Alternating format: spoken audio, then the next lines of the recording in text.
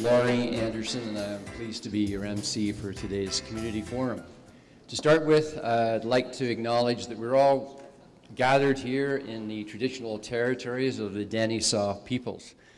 And to start us this morning, we have Sam Acko from the Doig River community with some students to get us going with the traditional welcome. So please rise as we start the beginning of the program.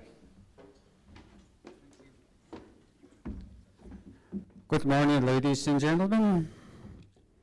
First of all, we're going to open in prayer for you with our traditional song, and that's our way of praying. So first, we're going to welcome Minister of Education Peter Fassbender.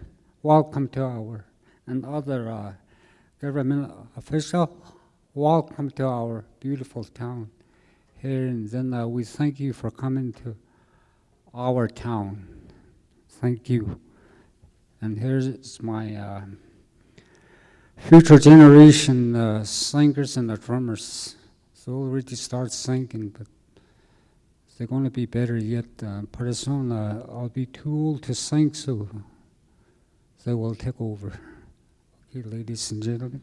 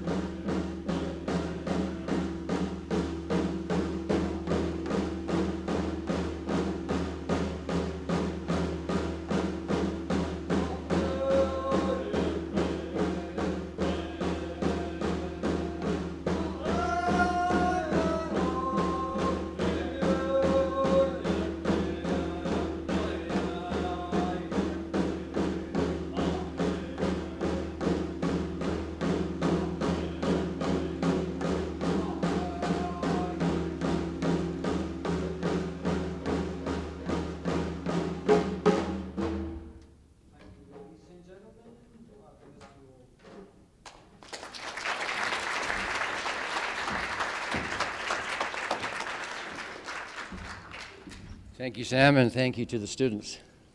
Well, good morning, everyone, and we'll get going today. Again, my name is Laurie Anderson, and it's a great pleasure for me to be here and to be facilitating the fourth in a series of community forums that the Ministry of Education is having around the province. We're really grateful to be able to come here to the Peace. The weather, obviously a typical day in the Peace, I guess, weather-wise, and we're very, very pleased to be here. Part of the work I do at Simon Fraser University is in the Center for Dialogue. And I'm mentioning that because today is about dialogue. This morning you'll have an opportunity to hear about some of the great things that are happening here and in the South Peace as well in terms of the educational innovations. But in addition to that, later in the day, you'll have an opportunity to dialogue with each other about how we can continue to build partnerships in this community for the benefits of students and for the benefits of the local economy and for the broader community as well. So we're looking forward to spending the day with you. And again, we want to thank you for taking the time out from your busy day to be here. So to welcome you on behalf of the students, I'd like to ask Marina Milamaki to come up and give you a student welcome. Marina?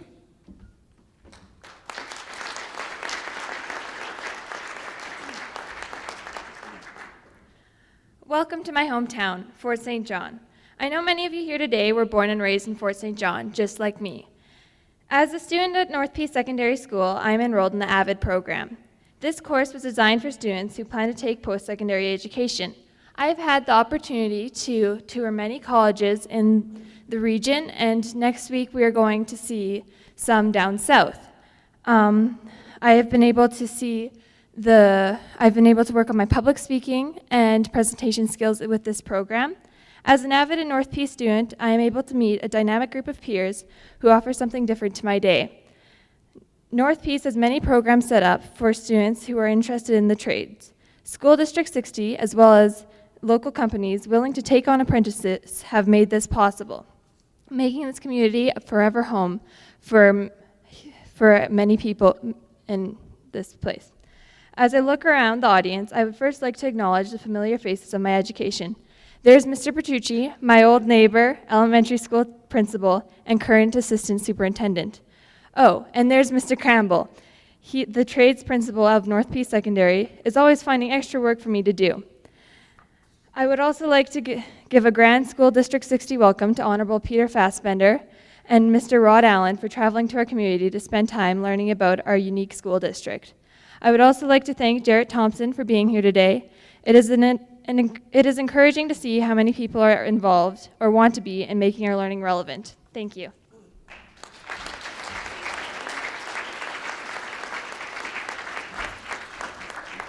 Thank you, Marina. And now to welcome you on behalf of the school district, the chair of the board, Janet Thompson. Well, a replacement for Janet.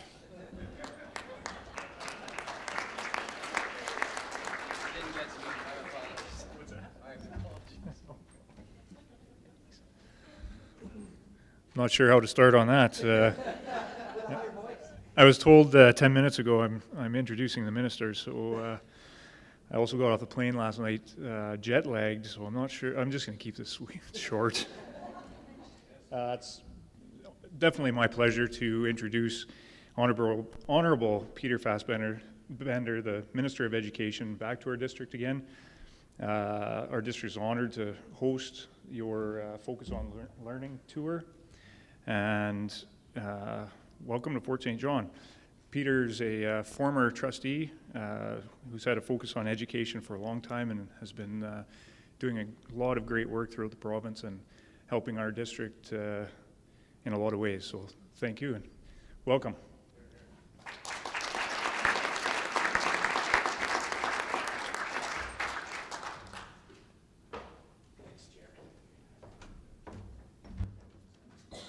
Thank you, Janet. Just kidding. Well, good morning, everyone. Excuse me. I am absolutely delighted to be here in the fourth of these tours that we've gone around the province. And you're going to hear a lot about the genesis of how this started at the WAS Center in Vancouver. But when we did that, I wanted to make sure that we took this around the province. Because one of the things that I've seen very clearly is how diverse the province of British Columbia is. And we don't have a province where one size fits all. And that has been so obvious in all of my life. I started my career in a southern city not far away from here, well, a ways away from here, called Prince George. So I've had the chance to live in many parts of the province. Excuse me. I did want to acknowledge Pat Pym, the MLA for this community and for this region. Pat is a strong, strong advocate for this region on many fronts, including education. So for those of you, Pat, just stand up and wave and say hi.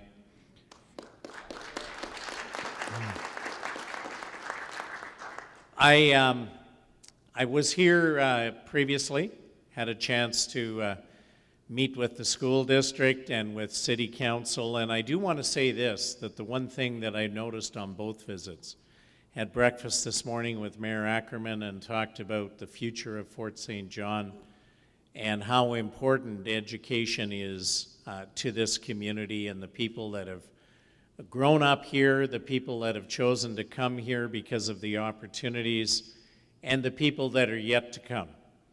And we know just how important having a strong education system in any community is to its future.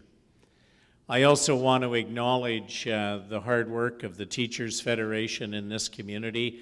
I have the honor of sitting beside the president this morning.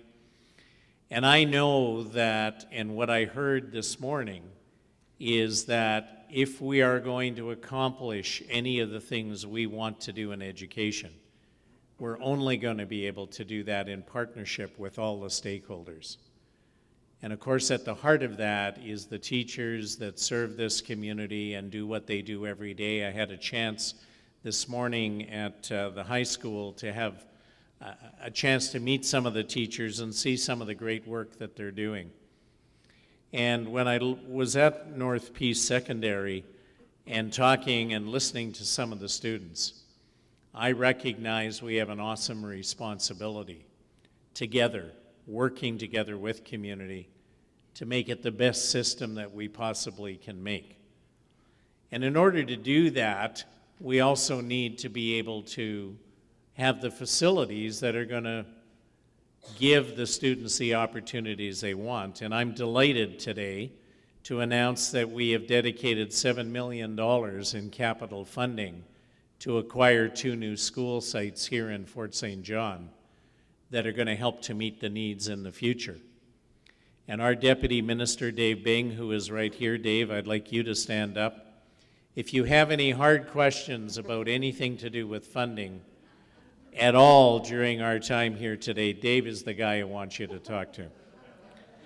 But that $7 million is only the beginning of the investment that we're going to continue to make in this community. It is going to allow us to acquire the school sites in the school district, and it is a commitment to then build on those school sites the facilities that you're going to need in Fort St. John and in the region for the years to come. And it isn't just about facilities, because buildings are only buildings. What goes on inside of those buildings and what goes on in the communities around those buildings is what really makes our education system what it is today. And I want to say to every one of you, you know, sometimes when we have challenges in education, we wonder what's wrong with it. And I, as minister, am proud to say that we have, and what is recognized by world authorities, the 3rd best performing education system in the world, 3rd only to Japan and Finland. And it's not Canada, it's British Columbia. And that is because of the hard, dedicated work of all the people that have gone long before me, who have built a system that is performing as well as it is. But one of the things that I have realized in all my life, no matter what I've done, is if you sit on your laurels and say we're doing really well, you've already started to go backwards. We cannot sit back and say we're satisfied. We cannot sit back and say that we are satisfied with what is happening. And what I saw this morning with the students that shared some of their perspectives on their trades training and their career opportunities is that we can't be satisfied with the status quo. We always have to challenge ourselves to think outside of that and to think about the future. So that's what today is all about. Today is not just a chance to get together and have some really good and meaningful dialogue. Today is about opening the door for the future to do more. And one of the things that I've seen through people like Larry Espy and the team here and the people I met this morning is that this region has always had an entrepreneurial spirit. And we want to build on that. We want you as community, and in this room, we have first and foremost the future for this area, and that is the students that are participating today. But those of you that are community leaders, business people, people who are involved in all the sectors, the parents that are represented in this room, we will continue to challenge each other to move ahead in an exciting way. So what you're going to do today is participate in taking that discussion to the next level. And I have no preconceived notions of what's going to come out of here. In the previous forums that we've had great engagement. And I've been really impressed when I've heard the students speak about their dreams and aspirations. And those of us that are in leadership, we have one responsibility, is to do everything we can within the resources we have and within our capabilities to challenge ourselves to do more and to do better. My commitment as the Minister of Education on behalf of our Premier and our caucus, our government representatives, is to do everything we can to provide that. Will we ever have enough to do everything? No, we won't. But if we use what we have effectively, and as we build our economy, we will be able to broaden our investments in the future of young people. So as Rod Allen comes and as the other presenters and what you're going to see from the Vancouver Forum, I would ask you one thing, and that is not to think about what we can't do, but to think about the possibilities of what we can do. Because when we have a clear vision and goals, it may take us time to get there. There may be challenges, as there always is. But if we keep our mind on the one thing that we're all here about, and that is the future of every single student, no matter where they come from, no matter what their background is, that's what today is all about. And I challenge you to join us in that dialogue, and it is the beginning of more in the future. So I challenge you to be open-minded, to think out of the box, to challenge the people at your tables on things that you believe we need to talk about. And if we do that, I know we're going to have a great future. So I know it's going to be a great day. It's always too short. It's never enough. But the beauty of doing that today is that we are opening the door again to future discussions in this community and around the province for the future of education and for every single student. So I'm delighted to be here. Thank you for the beautiful weather. The last time I was here, it was a lot colder. But I know one thing, it's a warm community because the reception that I've received every time I've been here has been amazing. So enjoy your day. And with that said, I think, I'm not sure, Laurie, who's coming up next, whether you are or it's Rod. It is Rod. Well, I want to ask Rod Allen, who is our ADM of the Learning Division, and he's actually resigned from that position. And you might say, why would he do that? He had such a great gig. Well, he did that because he's doing the one thing that he's passionate about, and that is going back into a school district as a superintendent to put into practice what he's been working on so hard in curriculum revision and all of those things. And on behalf of the ministry, I said it to him personally, but I'll say it in this crowd. I want to thank Rod for his dedication and his efforts to ensure that we have a great curriculum, we have a great future for education. So if you join me in welcoming to the stage Rod Allen.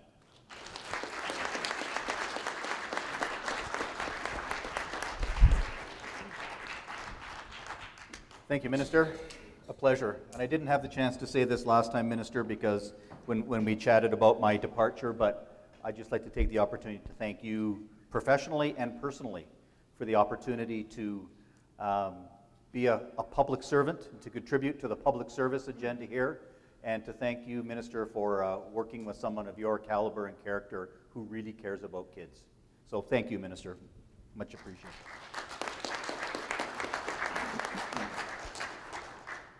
So this is my last day employed by government, so I get to say whatever I want. And Jen will pay the price at the back. As the minister said, I am leaving government. I've been an assistant deputy minister for a few years now and leading the learning division and having a major role, I think, in learning transformation in this province over the last 4 years or so. And it is really with mixed feelings that I contemplated leaving. But when you get to be my age, and I'm really old, I'm almost as old as Larry. And you all know how old that is the opportunity to go and as the minister said, let's really try to do this with kids. Let's see how this really works in a school district. And there's been so many great examples. One of the joys of my job over the last few years has been, actually the last 7 years that I've been in government, is traveling this province and having conversations in schools with kids and teachers and administrators and community members across the province, is how much good stuff is going on. It's absolutely mind-boggling. It's not always the story we tell very well here in our province, but as the minister said, and we'll talk a little bit more about that in a second, we do have an absolutely first-rate system here, and one that I think we all should be proud of. Does it need to be improved? Yeah, you bet. Could we do better? Absolutely. But we start from a position of great strength. And so to be able to see all those amazing things, and the expression I use with Jen is my palms start to sweat. And I go, I want to be doing that. I remember what that was like when I was a superintendent of schools before I came into government up in Bulkley Valley, sort of your northern-ish neighbors. You call us southern, I'd call us northern neighbors in Bulkley Valley. A chance to do that again. So I'm pretty stoked. I start on Tuesday as superintendent of schools in Cowichan, and just sort of can't wait to get rolling at that gig. I will miss a bunch of this stuff though, and miss the opportunity to sort of work at that provincial level. But hopefully, if I don't mess up too bad, Dave might phone me from time to time, or I might get a chance to continue to contribute to the provincial conversation. So let's talk about learning. The minister referenced this event, which was our first focus on learning. It was held at the WASC Center in Vancouver. And we had come to the realization that we do a really good job talking about learning, talking about kids, doing great things for kids, but we do that just within our sector. We talk to ourselves a lot. And sometimes we forget that there's other people around, that there's people outside our education sector that we need to continue to talk to and have lots of dialogue and conversation. And I know I'm talking to the converted here up in Fort St. John, because if you know Larry's name, you also know what comes after it, Doctor of Appreciative Inquiry. Larry has done a lot of these kind of community conversations here and been very inclusive. But that's not always the case across the province. And so at the WASC Center, we wanted to have a dialogue around learning, around what it's starting to feel like, how things are changing, what's staying the same, what's different, and where are we going with learning. With a group of people that we don't normally talk to. So at WASC, we had 150 people. About 50 of them, give or take, were educators, and about 100 of them were people from the business community, from the social service community, from community groups, post-secondary institutions, people from across the province that we don't normally have this conversation with. And we brought in some international voices into that conversation to help, not facilitate, but to help bring some interesting ideas and perspectives into the room that we could then talk about. And so what I will do today a little bit is bring a few of those voices in. We can't have them here, unfortunately, in person, but we have a couple of little short video pieces to think about what some of those world experts are commenting on around education shifts around the world, the kind of skills our kids need to be successful, and as well their views of where things are at in British Columbia and the kind of a direction and approach and trajectory we're charting in British Columbia. And then we knew we were going to come out and have a bunch of regional conversations to check that. Does this make sense to you? Are you in agreement, disagreement? What resonates, what doesn't resonate? And so that's sort of the conversation today. So I'm going to set that up for about 45 minutes or so. We'll bring in voices from the two school districts that are represented here, and then Lori will facilitate a conversation with all of you as we go through. So, again, the minister touched on this, and again, I just sort of want to emphasize it for a second. When you look at the data around British Columbia from international assessments, PISA, which is done across countries across the world, tests 15-year-olds. We came out in the last full PISA assessment, we came out number 1 in reading, number 2 in science, number 3 in problem solving, and number 9 in mathematics in the world. And that's our 15-year-olds. And they're chosen randomly from across the province. We don't get a say into who those kids are. Pretty astounding results. And that's not unusual. We are almost always in the top 5 and have been for a number of years. If we look at an international reading assessment called PEARLS, we're in the top 4, top 5. Grade 4 students in reading. The Pan-Canadian assessments, we come out at the top. So as we look at this data, this is similar data. This is based on the PISA assessments done through the Organization for Economic Cooperation and Development out of Europe. If we look at these assessments, here's how the Conference Board of Canada uses that data and where they're ranking countries. And this is the minister referred to this slide. That they see, according to the data, they see Japan coming in number 1, Finland number 2, British Columbia number 3. What do we know about British Columbia? Is one of the things that's amazing about us, and one of the reasons that jurisdictions from around the world are coming to talk to us all the time. I was in Vancouver Wednesday with a delegation from Sweden, all the top education officials from their municipal government structures like superintendents leading education in Sweden, to ask exactly this question. So how do you do that with such a rich, multiracial, multinational, multilingual world that you have in British Columbia? How does that happen? Because you'll notice that the two countries ahead of us, and it's not all about league tables, but the two countries that did better are countries that are all pretty much monocultural. Their classrooms are not very diverse. Ours are incredibly diverse. Vancouver School District, where Laurie was superintendent for a while, was 68 or 70 different languages spoken in those homes. It's unbelievable. And yet we know that when we look at those assessments, our immigrant students who do not speak English as their first language, by the time they write those assessments as 15-year-olds, do as well as students who speak English as their first language. That's amazing. That's unbelievable teachers. The quality of our province hinges so much on the quality of our teachers that work so hard with all those kids. So the world is coming to British Columbia and saying, so how are you doing this? What's going on here? How are you managing to get results like this in these very diverse populations that you're in? So we could look at this data and go, well, I guess that's pretty good. Why change? Why talk about transformation?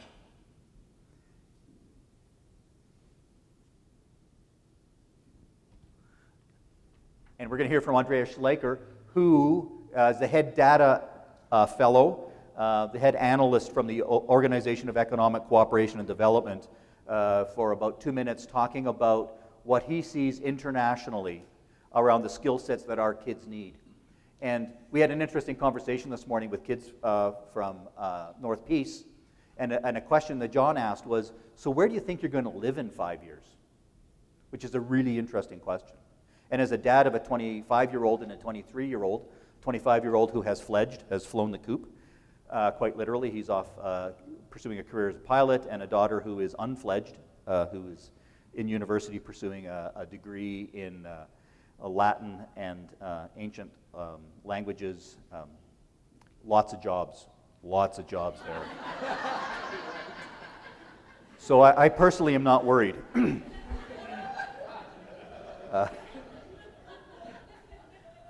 But it's a passion. It's absolutely what she's going to do regardless. And so how do you feed that passion? They both know they're competing internationally for jobs. If you fly, so my son's a pilot and trying to crack into jobs. If you fly from Vancouver to Victoria, like Mr. Bing and I do constantly, back and forth on the small seaplanes, and you listen to the accents of the pilots, they're not Canadian. They didn't, or they are now, but I mean they didn't originate here. Right? They're from New Zealand, they're from Australia, they're from Czechoslovakia, they're from Japan, they're from around the world. So that's who our kids are competing with, and that's good, as it should be. So how do we think globally? We need to constantly think about our global competitiveness. So. Well, we need to increasingly reflect what is important rather than only what is easy to sort of assess, what's easy to measure. If you look at the evolution of labor demand, at least in the industrialized world, you can see that the steepest decline in the demand for skills is no longer on the manual labor side, but in what we call routine cognitive skills. The kind of things that are easy to teach, the kind of things that are easy to test, are also the kind of things that are easiest to digitize, automate, outsource, and that's what we're seeing. We're seeing sort of the hollowing out of labor markets. On the one hand, you can see at the top end of the skill spectrum, people who can think creatively, who can think out of the box, who can integrate the knowledge of different subject disciplines. They're fine. At the bottom end of the spectrum, we're seeing declining wages, but jobs are quite stable. It's the middle part that is the worry, the kind of things that schools have focused on a lot in the past. Routine cognitive skills, teaching people something and expecting that this something is going to help them later in life. But the test of truth is no longer, what you know, but what you can do with what you know. And I think that's what we need to reflect in the kind of learning metrics of the future. It used to be that what you know mattered. Now Andreas is telling us is what you can do with what you know. We heard that from 7 kids this morning. It's for their learning. It's what they could do with what they knew, making learning relevant. I learned this because it makes sense to me and I can do something with this. I can now apply my learning. I can understand far more deeply. It used to be, and Andreas goes on to talk about, we won't listen to it all, this little gizmo changed everything. The fact that you can look up facts. This device is great at knowing. It knows way more than any person can know, but it can't understand anything, and it can't apply anything. It can't put old things together in new ways. Human beings can. So how do we prepare our kids? How do I, as a dad, prepare my kids to compete in that world? Compete in a world where it's about the new things, not about the old things. Our kids, my kids, will not have a job like I've had, where I've basically been in the same field for 30-something, almost as long as Larry years. I think Larry's at 46 years, Larry, is that right? No? Okay. So they're going to be doing 5 or 6 or 7 different things over the course of their career. They're going to be creating their jobs, not looking for jobs. When we look globally, we know that differs pockets to pockets, but kids creating their jobs, kids creating their futures. It's no longer preparing kids for jobs, it's preparing kids to make jobs.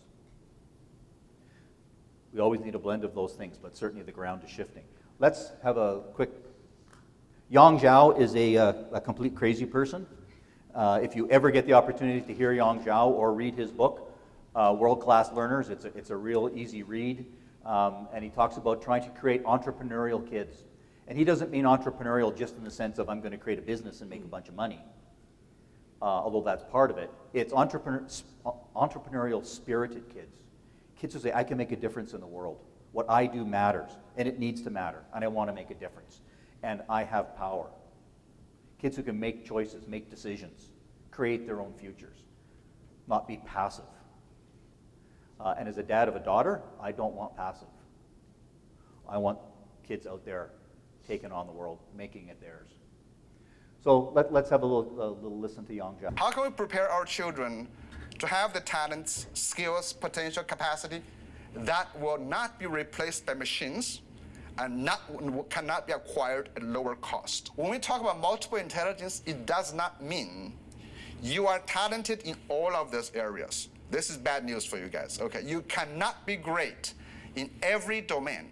If you were, we would call you God, and you're not, so we don't call you that. So the thing is that if you are talented in one area, there will be some weakness in some other areas. So this is actually quite fascinating. So I haven't seen most people in this one, in this round, to be great in every domain. But also, of course, by the same token, if you're really bad at something, you must be good at something else. Basic desires that drive us, curiosity, family, honor. But he also said, however, each person prioritizes those motivations differently. So we have a unique motivation profile plus unique talent profile. Our traditional education model is about fixing a deficit. Is about, we prescribe a set of curriculum that we think these are the most important things you should know, that everybody should know. And if you know that, you're good. If you don't know that, we're going to fix you. So that's the idea. It's called homogenization. We do not look at individuals. We look at what we want. We do not look at what people have. That's what we do. And this model was designed to prepare employees for existing jobs. And now we know the existing jobs don't exist yet. I mean, they're going to be gone, as we heard from the Women's Council right now, just on the entrepreneurs. We know actually the most companies don't survive over 10 years. We need new entrepreneurs come along to create new opportunities. So those jobs will be gone. How do we create that? So we always underestimate our children in those two domains. One is underestimate their drive for learning. All children want to learn. Second thing, we underestimate children extremely motivated. They want to do something. In our school, I sometimes find ironic. Oh, how do you motivate children? You don't need to motivate. Children are motivated. And they want to do. Human beings are born with a desire to socialize, to belong, to be curious, and we need to capitalize. So most recent research says, engage children in doing meaningful things, meaningful, authentic things that you feel you can't even take away from them. You know, with no mastery, autonomy, all those kind of becomes very important. You create a condition they are motivated. Now, finally, we need to think about education as a globalized campus. Our schools are not isolated anymore. So lots there, flexibility, focusing on the needs of kids, having systems that are flexible to meet the needs of kids rather than trying to take students and pound them into an existing system. You have an example here, the ELC, which was designed to do just that. How do you make it flexible enough that you're going to meet the needs of the students? The adults can move around and change around. We can offer different kinds of programming opportunities for students based on their needs, rather than just, let's make sure kids fit into the exact system that we have. How can we get to the right blend of that? And again, it's not one extreme or the other, it's the right balance between those two things. Because we know we have to engage kids. So flexibility of a system. And as soon as you start talking systems, and we are now existing in an education system that's 150 years old. It was built in the agricultural era. The timetables are all built around getting kids out into the farms when they need to reap the grain and pick the fruit. And yet 99% of our kids aren't in those places anymore. So how is it that we can rethink the system around flexibility? And maybe, Stephen, this is a good chance for you to talk a little bit about Fort St. John and some of the flexibility pieces that you're doing here. And I know you want to have a couple of other folks in the conversation. Thanks, Rod. And when we think about flexibility, entrepreneurship, and innovation, I was also thinking about what are the elements in a region or school district that allow those kinds of neat programs to happen. And we heard this morning, of course, about Northern Opportunities and how this umbrella consortium group has been the base for so many opportunities for students over the last 10 to 12 years. One of the original designers and participants in that was our Secretary-Treasurer, Doug Boyd. And it's because of him and those initial industry partners that we have the programs that we have today. I won't go over everything that Northern Opportunities does. We talked about that a fair bit this morning, but I do want to read out just the number of partners, and there are many more, that we have with Northern Opportunities. And in fact, Northern Lights College is here as well. So Northern Lights College are 3 school districts: the Chalo First Nation School, Canfor, Spectra, NINAS, BCIT, Trades Northeast, Incana, Northern Development Initiative Trust, CNRL, BC Hydro, Shell, EPSCAN, and many more. Those are the number of people that came together to provide these opportunities for our whole region. When we talk about that level of leadership with Northern Opportunities, some interesting things start to happen to create the flexibility that Rod's talking about. This morning we also heard about how our local college, Northern Lights College, one of the first partners, made the decision to change their calendar so that the high school students could seamlessly move between their semester system and courses that started at the college. I don't know how many colleges around the province do that. I don't think there are very many, but that was the level of leadership required to make those kind of things happen. Another thing that they did, where we're reaping the rewards still today, is that they provided some seed money, and along with the Ministry of Education, have really designed a program where the teachers, the adults, go out to the students. So it's not just sitting in a passive role in the classroom, it's actually going out, talking to students, letting them know what's the possibilities and the opportunities that are out there. That program has led our region to have probably more students involved in post-secondary opportunities than any other. And when I say post-secondary, it's the trades, it's our typical education, it's our healthcare assistants, it's our beauticians, estheticians, all of those areas, our students are taking advantage of that. So in many respects, all of our industry partners in this region have become educational partners, and they're making the difference and allowing us to be flexible and have entrepreneurship. Another thing that's happening, and a theme around innovation, is that we're starting to remove some of those rigid lines between grade levels and between school and the community. We heard a little bit this morning about how all of our grade 6 students have come up to the high school, the ELC, the college, to take part in hands-on activities. In particular, I can think at North Peace Secondary School, they spent the entire day. They were hairdressing, they were in the shops, but they were also doing science experiments, painting bat houses, finding out about all kinds of different things, and they absolutely loved it. And they're going to carry those ideas forward as they move into the secondary level. When we think about removing the rigid lines between school and community, we have over 25 dual credit options in our district and region. That means students can be starting to take these courses and programs while they're still at school and have that tuition paid for. So they already have an idea of what they're doing down the road. And we heard very eloquently from those students this morning. We also know that we have to remove the concept that as educators, we always know best. And sometimes we're pretty bad for that. I can think 7 years ago, and Larry's name's been mentioned a few times, and in a derogative way, I would say, Rod, mostly today, but 7 years ago, Larry Espy and Leslie LaHaye, they started a dialogue similar to what you see in the WASC Center and today called World Cafe.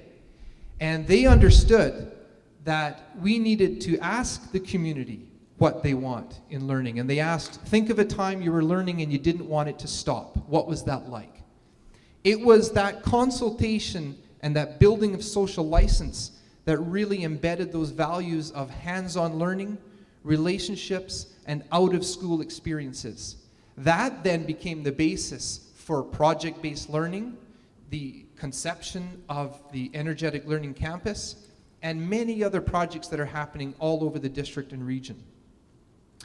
I want to call on Derek Beam, our principal at Hudson's Hope School, and one of the themes, of course, is challenges and necessity around rural schools or smaller regions, but Derek's just going to quickly tell us about how they created more opportunities for students with their equine and outdoor rec program.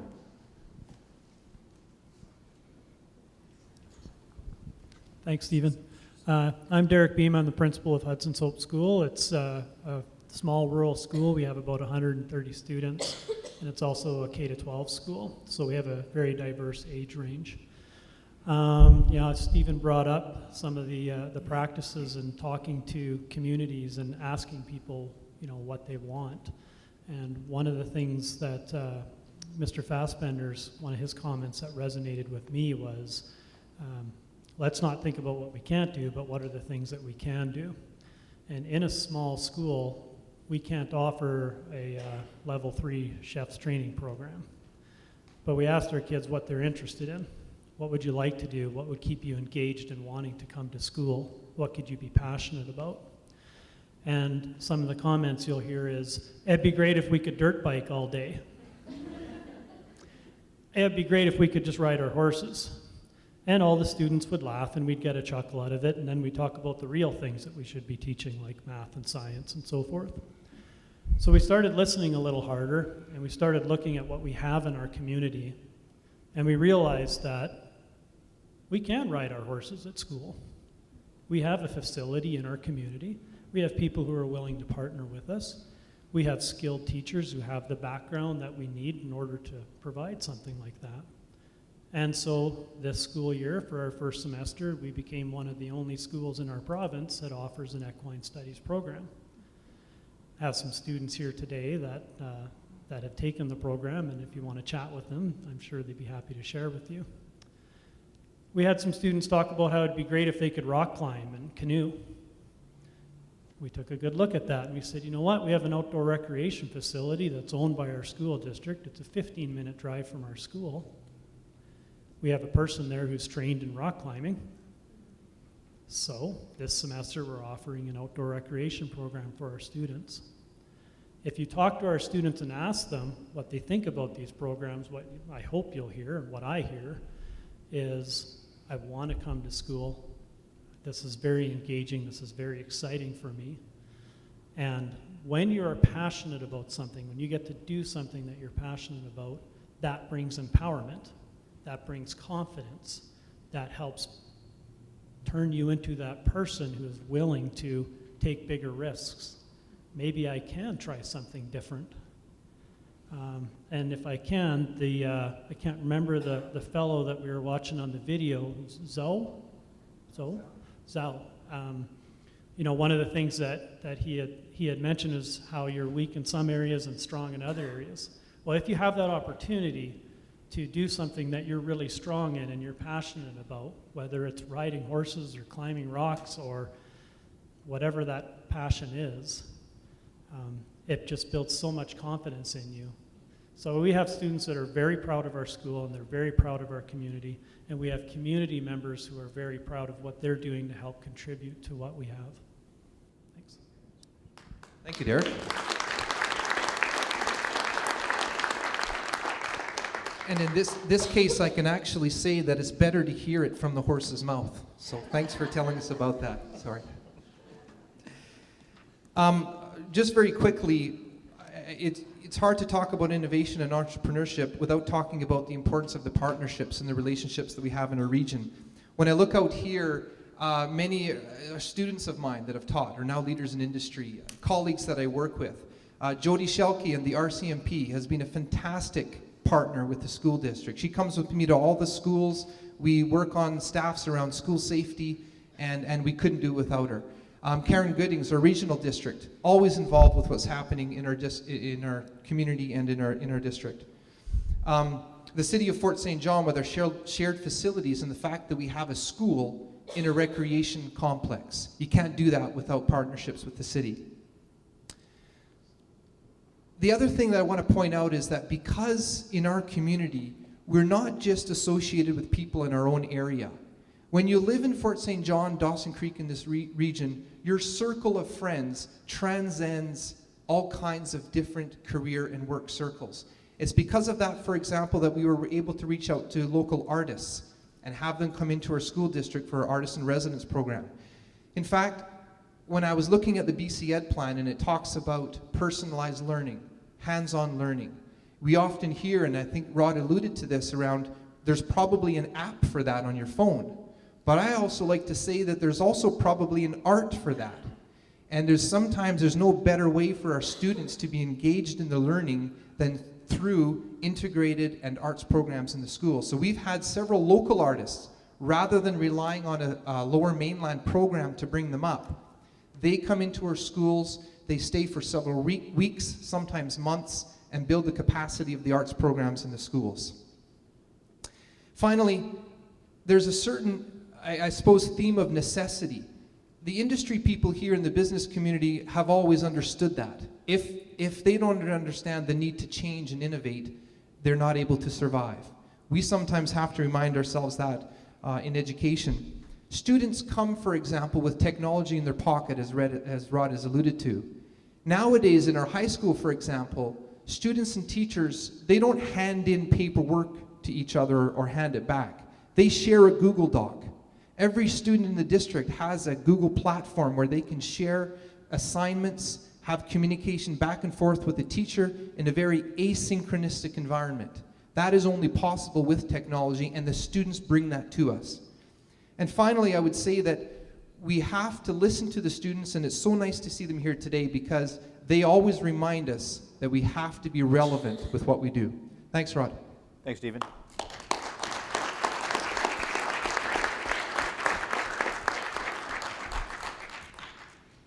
We have to listen to the students.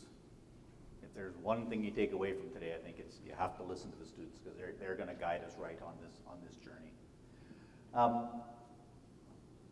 Let's listen to one more piece from Yang Zhao around creativity.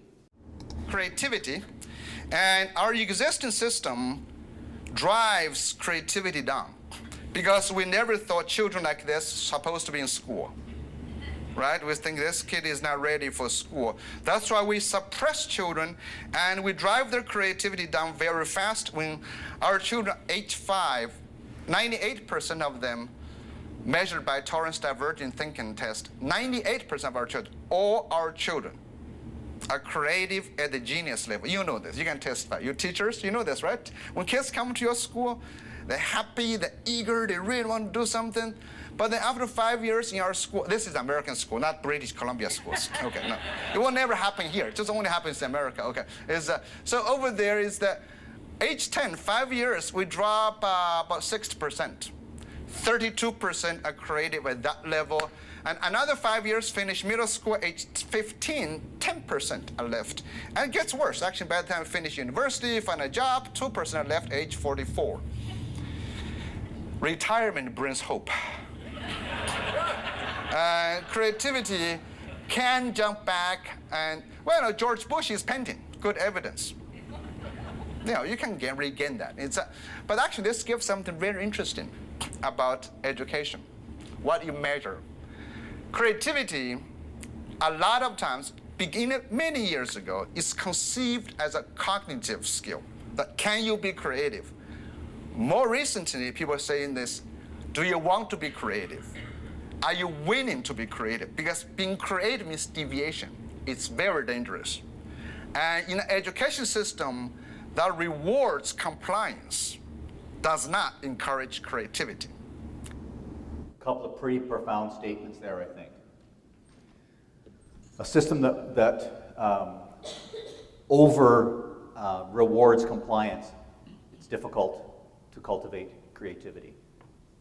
And the other piece to me that really struck me from what Yang said is we used to think that creativity was a cognitive skill. You either were or you weren't. Now the neuroscience is telling us it's also a motivational piece. Do I want to be creative here? And I think if you look at a bunch of data from around the provinces I've had the joy of doing over the years, and you look at the disengagement of boys often in secondary schools, perhaps it's not that they can't, it's because they choose not to. We're not motivating. We're not finding the right hooks. We're not finding the way to be relevant that Stephen talked about, because they can choose to be creative or not. And I think we saw a great video this morning from the ITA following a student from this district, and she talked about the ways that she could find to be creative through the opportunities she was being provided in this pre-apprenticeship kind of a program to do different things, to try different things, to find out where she wanted to be creative, what she wanted, where her passion lay. So motivation matters. Providing the right opportunities matter. And as Yang said in his previous slide, I don't know if you saw it or noticed it, but one of the slides was a sort of a sideways funnel. And he talks about that, the old American model of secondary schooling is that, which is a sausage factory. You put all these kids at the top of the funnel that are all different, have different motivations, different talents, different skills, different dreams, and you grind out sausage at the end. The objective of school has been to make them all the same. And yet we know our future lies in creative thinkers, kids going places that we haven't been able to go. And you do that by divergence, not by convergence. And so he calls it the sausage maker factory. The sausage maker model is fine if you want sausage, which in 1940 we probably did. Because we knew the jobs, we knew what they were like. We put bells in schools because we wanted kids to know what living in a factory was like, not because it's good for learning. So we built a system and we built models that were around what was good for the workplace as it was then. We now know it's completely different now. So how do you flip the funnel? Kids come in, we should be magnifying their strengths. We should be magnifying their differences. And yeah, there's lots of work lots of skills that kids need to have that are a basic core of things, absolutely. But it's also about magnifying their diversity.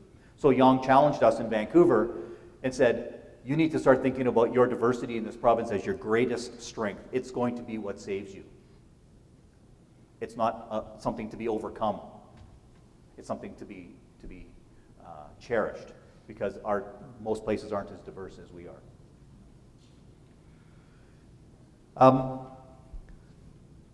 let's show this now, and it's going to highlight a couple of things that Stephen talked about, and then actually I'm going to come back to that. Sorry, Katie. I'd like to do 2 slides first, and then we're going to come back to that. Lest we think this is all about, it's all new. It isn't. We have known the right things to do for an awfully long time. If you look at this list, which is First Peoples Principles of Learning, it was developed by Aboriginal educators and First Nation educators a number of years ago in BC, along with the First Peoples 12 curriculum. And you look at this list, it's stunning. Because it's the same list Yang Zhao was talking about. It's the same thing that Andreas Schleicher was talking about. It's exactly the same thing. I showed this to the Swedish folks that were here on Wednesday. And they went, "Are you kidding me? That's exactly what we want." That's not about First Peoples. That's about people. It's how human beings were wired to learn. This is how our DNA works. We don't learn in factories and in rows.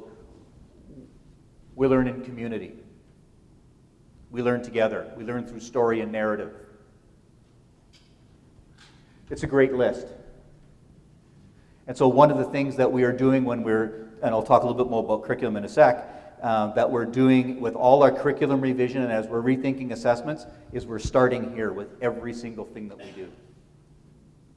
Because this is such a grounding set of principles for us, for all kids. This isn't actually about First Nations kids. It's actually about all people. This is how we learn. So fundamental to that. So always thinking about again, using Yang Zhao's piece around diversity. It's not just that we want to try to find ways, and of course we want this as well because we are absolutely, no one in this province is satisfied with the completion rate of our Aboriginal students. But it's not just about closing the gap. It's about changing the game so that we're all successful. And making sure that a lot of the principles of learning that we know apply to all kids aren't just for Aboriginal kids, they're actually for all kids. And so we're embedding these principles directly into curriculum, directly into assessment models and so on. So maybe Leslie, this might be a good opportunity, because I know you want to talk a little bit about Aboriginal models that you're using and in your district. Can you? Oh, okay, we're good. So I'm Leslie Lambie. I'm the superintendent of schools for School District 59. And we, as you know, have 3 communities, Tumbler Ridge, Chetwynd, and Dawson Creek that we serve. I wasn't really prepared to talk about this First Nations piece right now, but I guess I can weave it in. So it's been interesting to sit here this morning and listen to all of the talk about, adjusting our programming in schools and what we do to give kids flexible and real-time and real-world experiences. And I've been hearing a lot about secondary school experience. And I guess that's great, because I came prepared to talk a little bit more about what we're doing at the elementary school level, because that's where it all starts. You have to know my background. I'm an elementary school teacher and principal of over 20 years, over 25 years in both the provinces of Manitoba and BC. And I watched the stats up there this morning, and I thought, BC is doing a great job, and I believe in our district and in Fort St. John, I've observed over the years, we are doing a great job for lots of kids. I personally have a question about, are we doing a great job for the vast majority of kids? And about 3 years ago, I sat down with district staff and we looked at our results on different kinds of standardized tests. And I thought, we're always hovering around that 75% of kids that are doing really well and really we're feeling really good about them. And then I think about, what about that other 25, 30% that are never meeting? Who are they? Where are they? And why aren't they meeting? And what is it that we need to be doing to help them meet? And those are the kids, the vulnerable kids in our districts right across this province that I really, really worry about. And so I was glad to hear Rod refer to the fact that we are good as a province, but are we good enough if it's not 100% or 90% of kids in all districts that are meeting all of these standards in our various forms of standardized testing that happen everywhere? And for me, in Dawson Creek, in School District 59, Peace River South, it's not good enough to have 30% of our kids not meeting or exceeding. And so I guess where the leverage point that we where we start looking at our kids when we're doing the various innovations or planning the various innovations that we have, we look at that population first, because if we know if we can make a big difference for vulnerable kids, we will make a difference for all kids, that all kids will benefit. And so when I look at our really early childhood ventures, we have a strong early childhood program led by Gloria Cleve with our Strong Start programs and many, many, many partners in the early childhood community in Dawson Creek and in the region.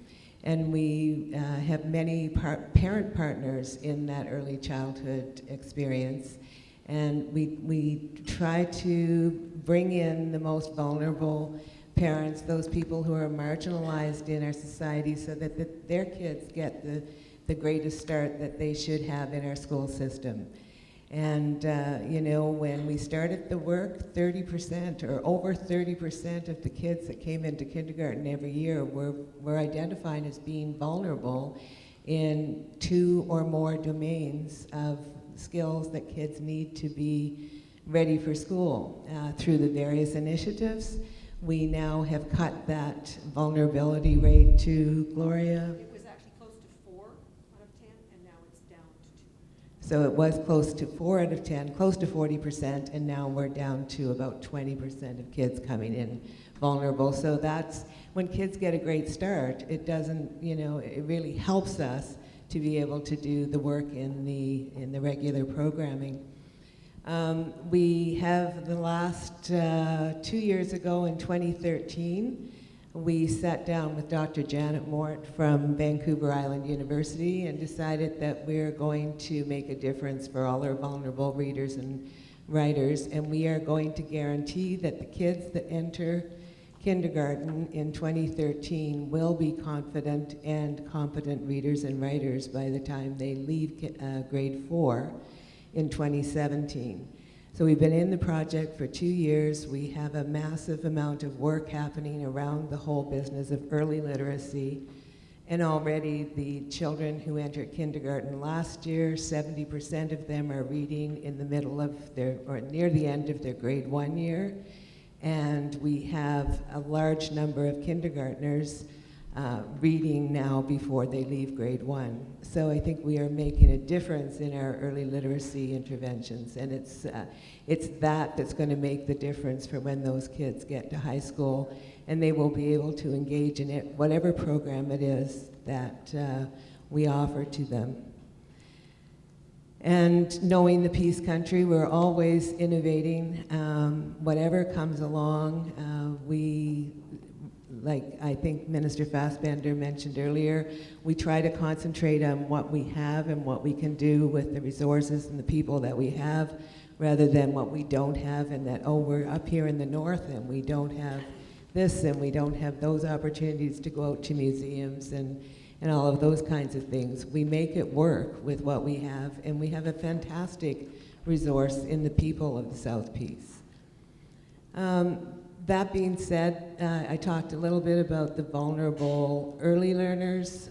We also have the vulnerable First Nations students in our district, and we have a fair large population of First Nations students. And we, approximately 5 years ago, thought we are not doing what we need to be doing. Our First Nations students are not achieving at any kind of a percentage rate that we can be proud of, and we want our First Nations kids to be achieving at the same levels that our non-First Nations kids are. And so we started looking at, with the superintendent of the day, at the work of Russell Bishop out of New Zealand, and a whole new approach to looking at how we serve our First Nations students arose out of that. We're now in about the 5th year of that work, and the person that's responsible for it in the district at this point is one of our district principals, Christy Fennell. And I'm going to pass it over to her right now to talk a little bit about how we meet and accommodate and support the learning of our First Nations students.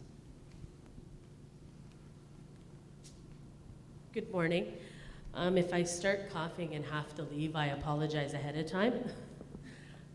So just as Leslie mentioned, and I like how it ties back in with the First Peoples Principles of Learning, about 5 years ago, Kathy Sawchuk came upon Russell Bishop's work in New Zealand, and it's the relationship-based learning model.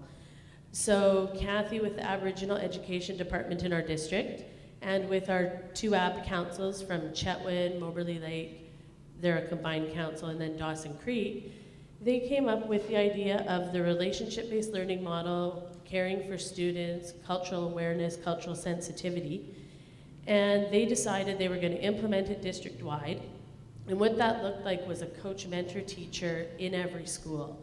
And that teacher was the advocate for Aboriginal students to increase their achievement. And at that time, our 6-year completion rate for graduation was 38%, and we weren't proud of that.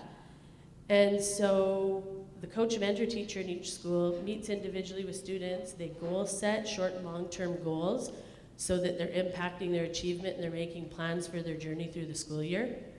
They're finding their passions, they're finding their strengths, and they're focusing on those pieces, while the coach-mentor teachers also working with other teachers in the building to make sure they have welcoming classrooms, they're building relationships, and they're culturally aware and culturally sensitive. And so in that past 5 years, through the goal setting, grad coaching, and working with teachers, we've improved our graduation rates from 38% to last year it was 63%. And thanks.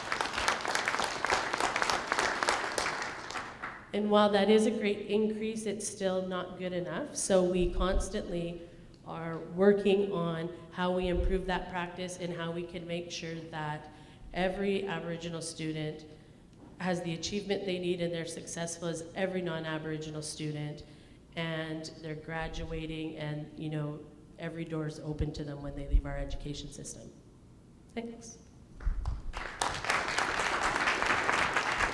Thanks, Christy.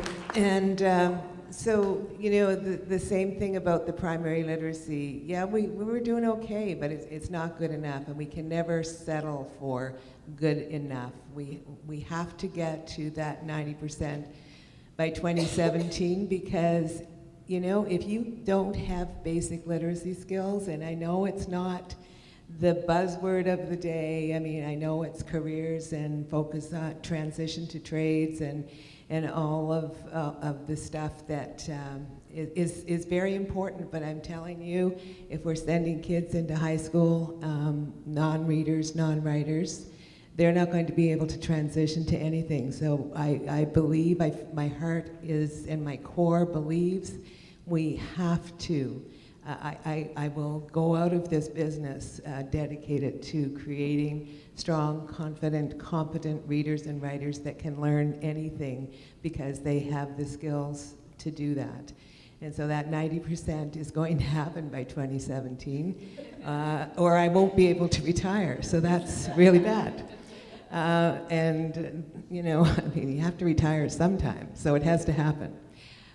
However, I don't mean to say that we are not paying any attention to our secondary students. Of course we are. We have many project-based and inquiry-based initiatives happening through our intermediate classes and into the secondary schools. We're partnering right now. We're going down to Vanderhoof in a couple of weeks to see exactly what it is that their initiative that has got cohorts of middle school students working with cohorts of teachers towards a more relevant and hands-on and invitational education for students that will keep them engaged in schools. So, you know, reaching out to partners, like Stephen said, is so important. And whether they're in the business community or fellow educators, it's too big a job. We can't do it by ourselves.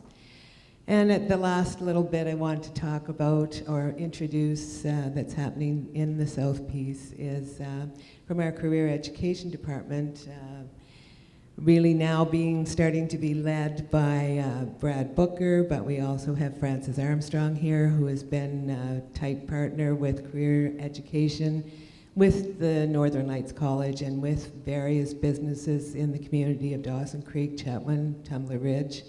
And we took advantage of a grant offered by the ministry last summer to beef up our career education and transition courses, and we took a little bit of we enhanced what we were already doing and took a little bit of a different slant by putting a big focus again on the late elementary years. So I have Brad Booker here to talk about that.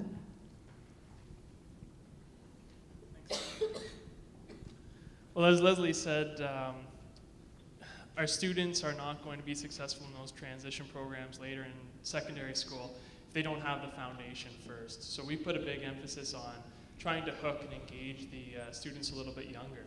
So we use that money, as Leslie said, from the LNG grant to hire an elementary career coordinator and put a big focus on connecting inquiry-based learning with careers and experiential education. So what that means is students in grades 4 through 7 are doing some hands-on projects and tying it to what they're doing in the classroom through their curriculum learning, and just like Rod mentioned, applying context to what they're doing. So some examples of projects that kids are undertaking, students in grades 4 through 7 are building greenhouses, they're building go-karts, they're having experiences in the community, in the college, where they're learning with their hands, and they're excited about doing it. So applying that context and getting them doing hands-on learning is getting them very excited about things up ahead. So our big push with this in careers is that if we get the kids excited about doing careers and skills education earlier, it'll build the foundation for when they get into high school to be excited about things like dual credit programs and transitions into the high school. So it's a really great way for the students to get some experiential education and get some confidence in their abilities as a learner and also their creativity. So we're talking about kids building go-karts. These kids are not looking at plans and taking things off the internet. They're asking their dads with the welding truck to come in and convert a wheelbarrow into a go-kart and putting wheels on it. So they're doing all the design, they're doing some amazing things. And the best part about it is I'm hearing from the teachers that so-and-so, they don't really sit well behind their desk. They're not really into school. But these kids, they're right in there, they're using power tools, they're making sawdust, and they're having a great time, and they're learning while they're doing it. They don't realize that they're doing math until we start debriefing about their measurements and the calculations that they made to come up with the wheelbase and how long their axle needs to be and that kind of thing. So it's great to see that, and we hope that by doing this, we're investing in our younger grades to hopefully see those students in high school taking up those career education programs that we offer already. Thanks. Thank you.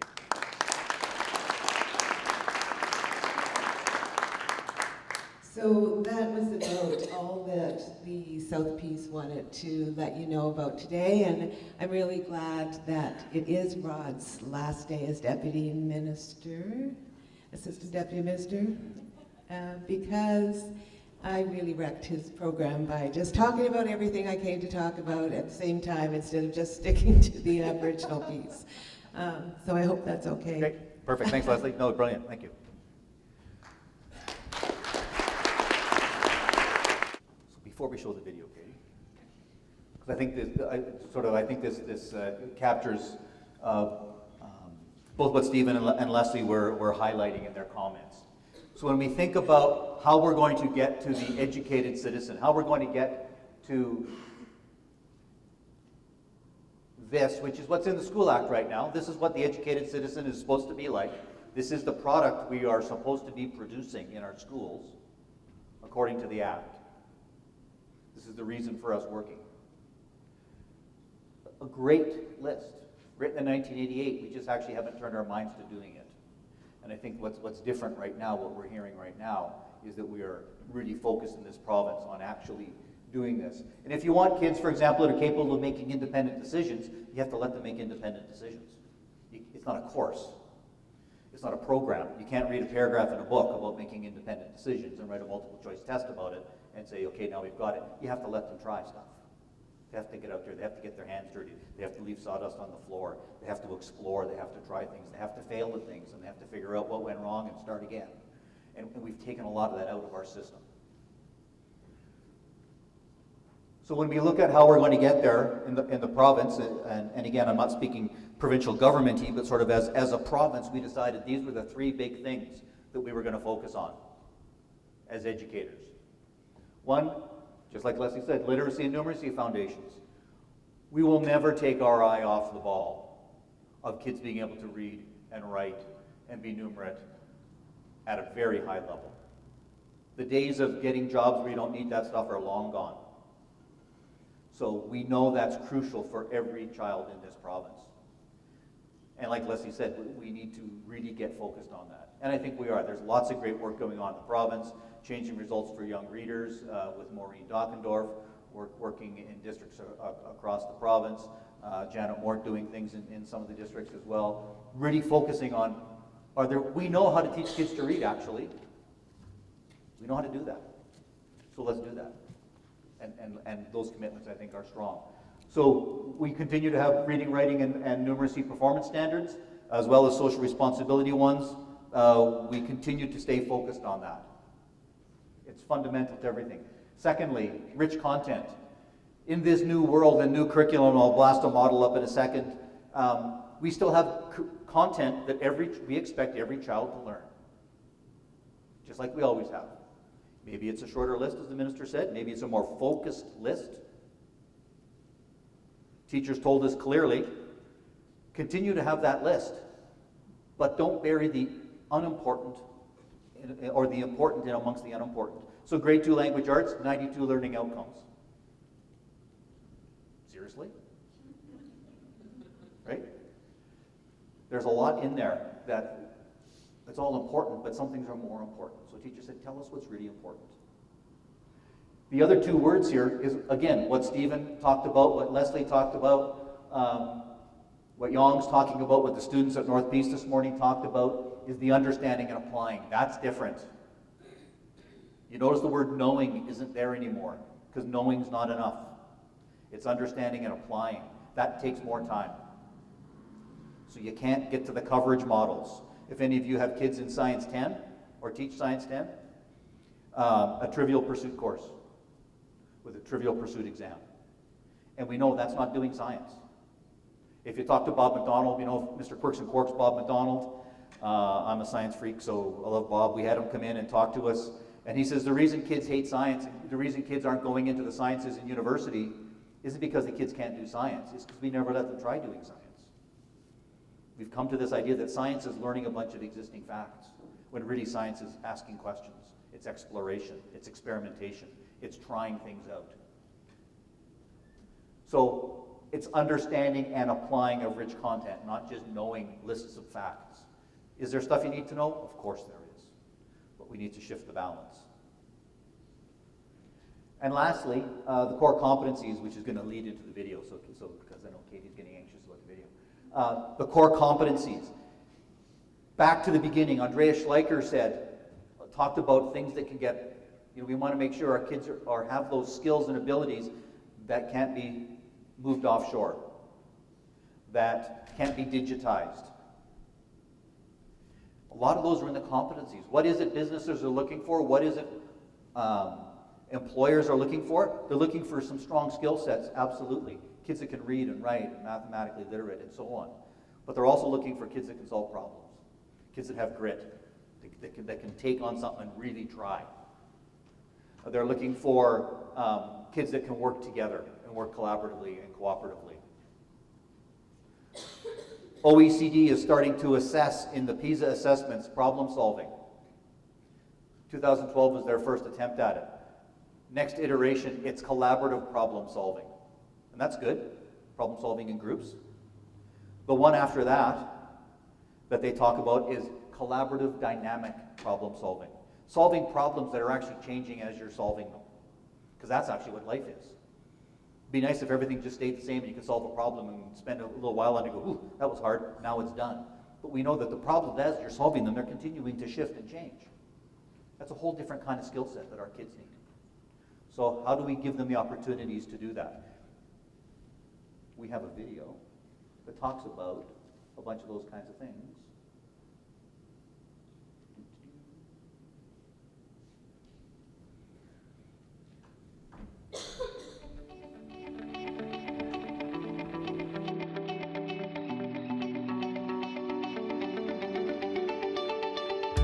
This is an amazing district with all sorts of great practices going on. We've got some amazing people who look at what the needs are for our kids and then think outside the box and change things in order to keep the kids engaged and make learning relevant for them.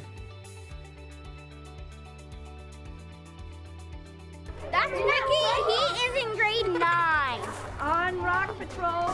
And that's our teacher. My class is really involved with science every year. Right now we've got turkey and chicken eggs hatching. We're going to be planting hollyhocks and corn, pumpkins. When you're a teenager and you've got all the different things that are happening in your lives, you're a different person than the person you are when you're working with smaller children. Of course, pulling a teacher line, you learn a lot from the kids too. It really benefits those older kids when they go on in life and they're working in different situations or they're in universities and working with groups. They have a lot of skills and backgrounds that they can draw from as a result of mentoring these younger kids. Now, okay, ready to go.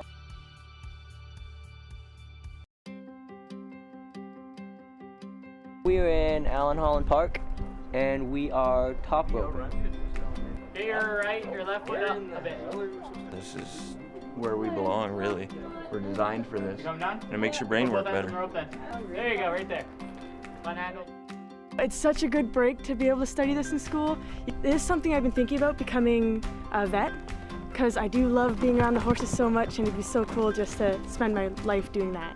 The Equine Studies program is a program that's brand new to Hudson's Hope School. It's a real hands-on course, real-world meaning and real-world application. That's what I would say. It's really fun.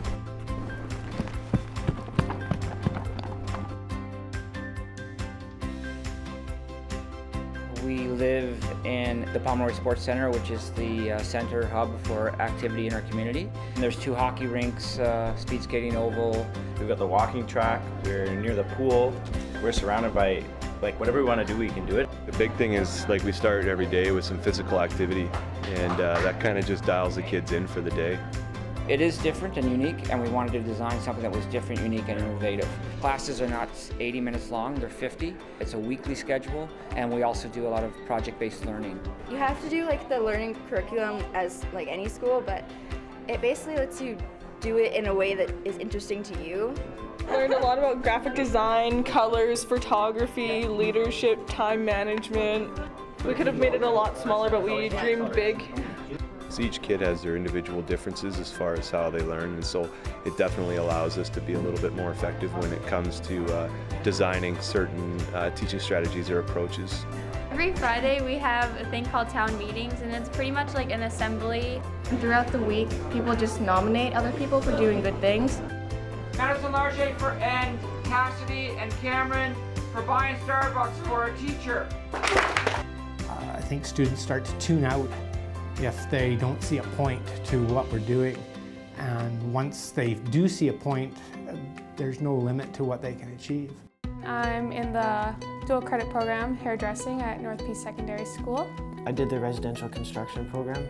Electrical level 1.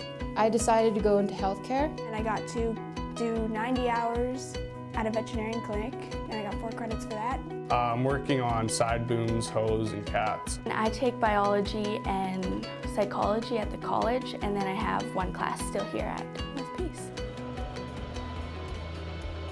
We've had such a success with our dual credit programs in school districts where students are disengaged when they're in grade 11, 12, and we can re-engage them and get them back into education, and they're graduating. Our graduation rates have gone up because of that. The school district is connecting sort of what's going on in high school with potential careers, and then this week sort of throws in the added dimension of actually taking them to a site and sort of showing them A, energy projects in the province, and B, sort of connecting that with possible future careers and trades. We've got to see the manifold that pushes the water out back into the Peace River.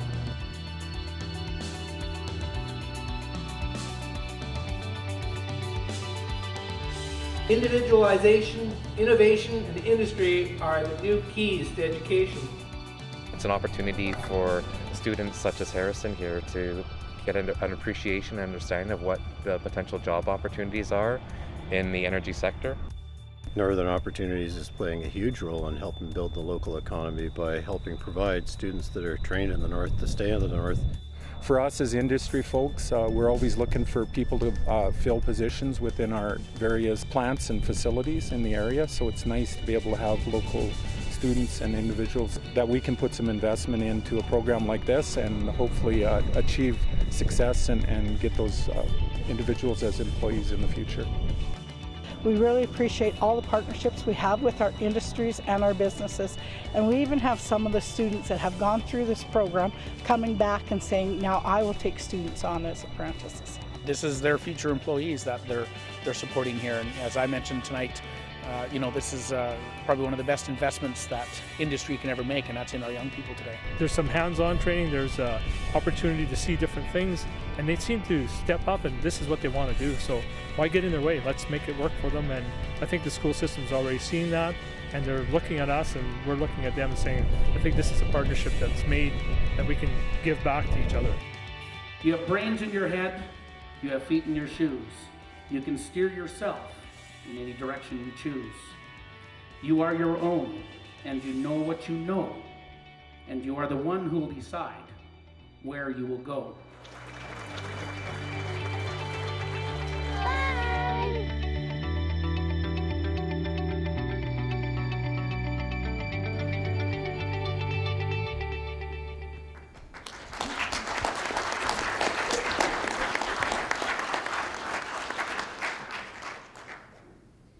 And again, one of the things we heard clearly from some of the students this morning was the importance of the ability to explore through those programs. It wasn't that any of them were asked to choose a career in grade 9 or grade 10 and follow a path. We heard kids saying, I thought I might be interested in this, and so this gave me a chance to try it. And you know what? I didn't like it. It wasn't for me. So I thought I'd try something else, and this gives me a chance to try that. So that by that time they're getting ready to graduate, they're far more thoughtful about their futures. So it's not about single streaming kids. It's about opportunities, it's about options, it's about choices, it's about exploration, it's about trying things in the real world. Why do we need to learn this? Nothing like having a guy on a job site saying, here's why you need to learn that. Here's where fractions are important. Here's where this works for you, or whatever it might be. Why is it that I need to be able to read technical manuals? Well, because you need to be able to program this device. And that's your first job. Go figure that out. It really makes meaning relevant and real. But again, it's not about, in my mind, it's certainly not about the process here is the fact that we need to produce a pile more welders by a certain date. Because we know that whatever that is always going to be shifting. But it's about giving kids choices and options and great information about what the future is now, what the future is coming to be, and the kinds of skill sets that they need to think about for the future. Ta-da. So I know I'm standing between you and lunch, and I don't want to do that. But just a few things that are happening in the province just for about a minute. New curriculum design models, these are in all the schools right now. Teachers are exploring these at K to 9 as we speak. They're going through a second review process right now, written with great partnership with the BCTF and teachers across this province. That's who did the work. This is where a lot of those ideas are coming from. Ministry kind of provides some of the expertise and the leadership, and the BCTF provides that great education lens. And so what's different about this? Instead of a binder this thick with hundreds and hundreds of things that teachers have to do, we've reduced it into those competencies: thinking, communication, personal, and social. We've said it's about applying and understanding. So what are the things we need kids to understand? What are the 3 or 4 or 5 or 6 big ideas that kids need to understand? That's not just know, it's not memorize. To really understand some difficult, complex concepts as they might apply to, say, social studies grade 4. What is it they need to know? There's still stuff they need to know. So what is it they need to know? And what is it that they need to be able to do? So on one page you have, how do we want kids to be? What do we need kids to understand, to know, and to do? Pretty simple framework. It does ask a lot of teachers, but this is why teachers got into the business, is to do these kinds of things, to teach kids, not necessarily to cover curriculum. And we heard that loudly and clearly, and continue to hear that loudly and clearly from teachers across the province. They want to teach kids. They don't want to just cover curriculum. So here's some flexibility to allow for the deeper understanding, for allow the exploration to happen, for allow kids to get out into the workforce and get their hands dirty doing, trying various things. We also know that assessment needs to change. So we've had this group now for a year and a bit, the Advisory Group on Provincial Assessment, and we all know that everybody hates FSA. We keep hearing that.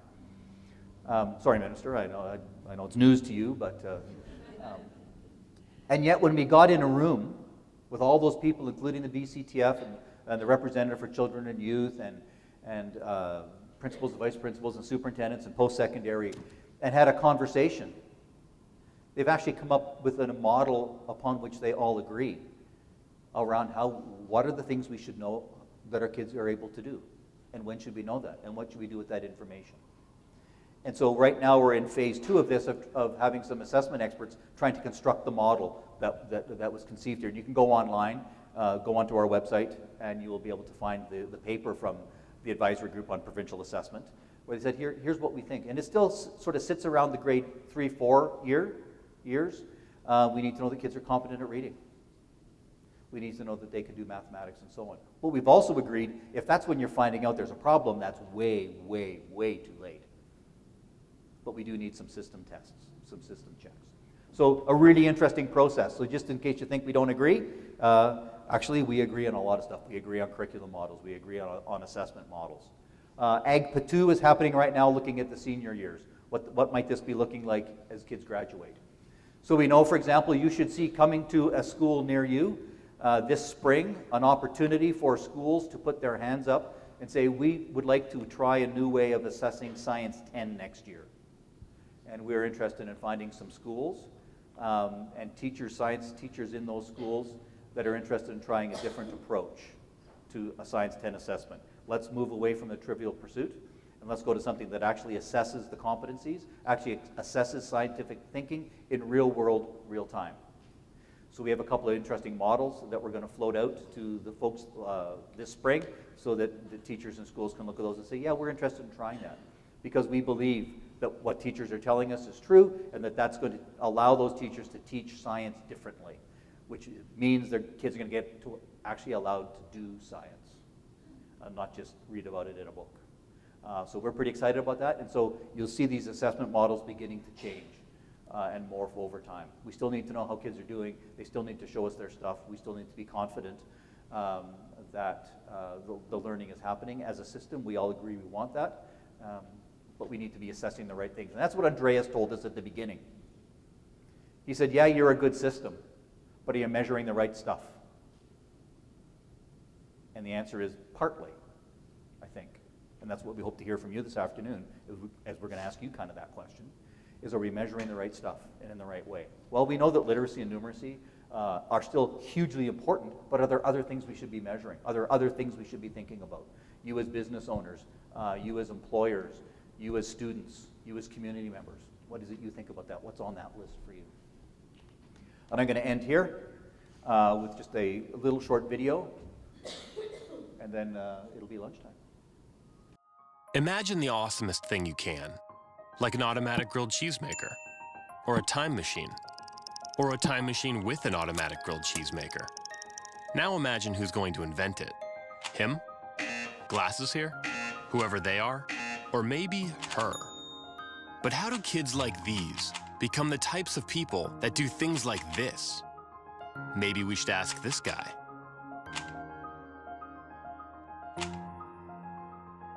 Knowledge is heavy. Sometimes it's a limit to have new ideas. That's the problem with the old schooling, because they were teaching answers. I believe questions are probably more important today than the answers. Erno's Cube is a question waiting to be answered. And when the right person finds the right question, something amazing happens. They start seeing the world as it truly is. Not a place to be memorized, but a place to be figured out, flipped, turned, twisted, and ultimately made better forever.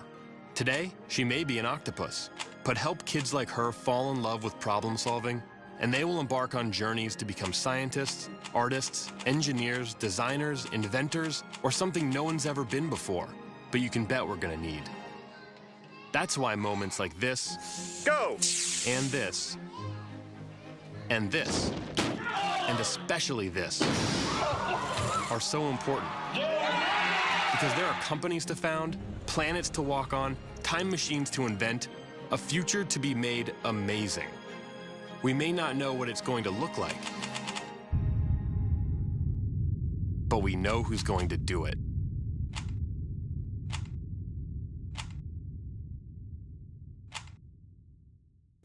Some food for thought. Thank you and enjoy your lunch. Chat after lunch.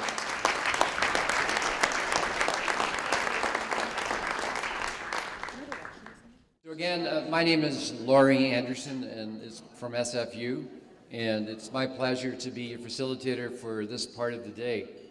Just a couple of 2 minutes to set the frame for the time we'll have this afternoon. What we've done this morning is provide you with an opportunity to hear about innovation, programs that are helping us respond to the needs of students, both provincially and locally. So as you listened to this morning, you heard about some of the innovative programming that is going on in the piece. What we're going to do this afternoon now is turn it over to you to talk about the main theme of this afternoon, which is really about how we can continue to build partnerships between and among the various people in the communities as well as our local schools. As we mentioned earlier this morning, this is the fourth of our road trip series, and we've been to the Fraser Valley, to Vancouver, to the Okanagan, and here we are in the Peace. And we're looking forward to hearing your voice about what contextually is appropriate for you here. Now, just to give us a sense of who's here, this is your only post-carbohydrate exercise you're going to get right now. So this is your chance to raise your hand. Let me see, first of all, how many students do we have here today? Wow, let's hear it for the students. Thanks for being here. It was critical, as Rod said this morning, that we hear the voice of students today, and as the minister said, really, you will help shape the future of our education system. How many officials do we have, elected officials, either school board or MLAs who are with us today? How many are here, or from City Council? Thank you very much. Let's hear it for them too. Now, I know we have a representative from the RCMP with us, and so how many other people do we have from government or institutional partnerships that we have as well from the community? Post-secondary, RCMP, and others, and health authorities. Thank you for coming. And we have, of course, local businesses would be in that category. And I think the last category that I want to mention, of course, are the people who, the heart, the engine of the school system, are teachers, are administrators, people from central office. How many are here today? The educators in the crowd. All right, thank you very much. Thank you. So this afternoon, we really only have one thing to do, and it is that to give you an opportunity to talk at your tables. Some of our tables are filled, some of our tables are sparse. So I'm going to invite you, when we start the questions, to move together if you wish into a table and congregate with other people. In front of you, you will see 3 large sheets of paper like this. And we're going to ask if you could nominate or volunteer or designate someone to be the recorder for your group as we try to answer these questions. The first question we want you to ask at your table is about competencies. So I know what you're doing right now. You're trying to figure out who's going to be the recorder at your table.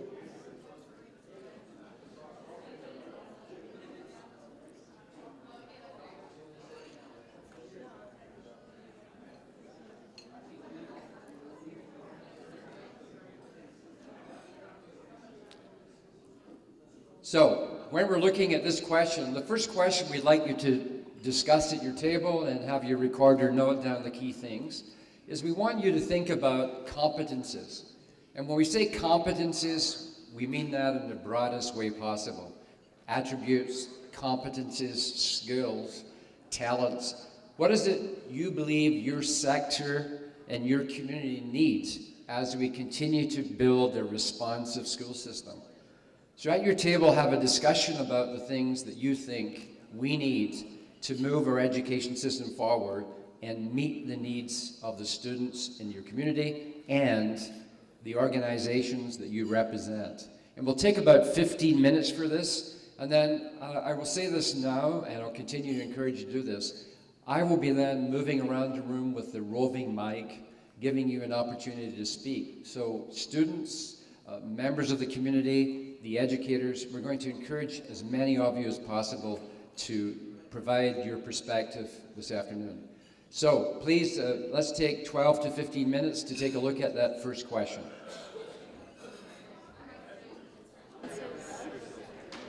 Shorts and brackets, thinking, collaboration. What are some of the things that are common? When you talked about like how there's more than one category of how you can be smart, that's what people are doing. They're opening up to like different areas you can learn in. So students learn. When I come to ask you your response, your table's response, please, whomever's speaking, if you could identify yourself and if you wish your affiliation, whether you're a student or what your role is. So, in terms of competences, who would like to start us off with your table's response to the question? My name is Jeff Mayer. I'm the work experience teacher for School District 60. And some of the things that we came up with is we wanted to talk more about the competencies of understanding cultural diversity, an increase in work ethic, personal finance, fitness and health, problem solving, logical sequencing, and non-digital communication skills. So there we go. You're very welcome. My pleasure. Let's give every speaker a round of applause each time.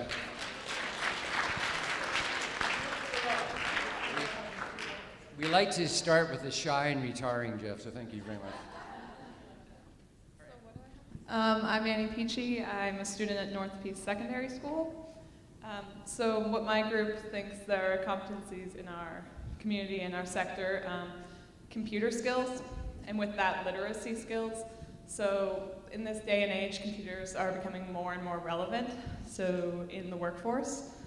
Also financial literacy. We don't talk about it enough in school. Financials are really important in the future for what we do in our lives.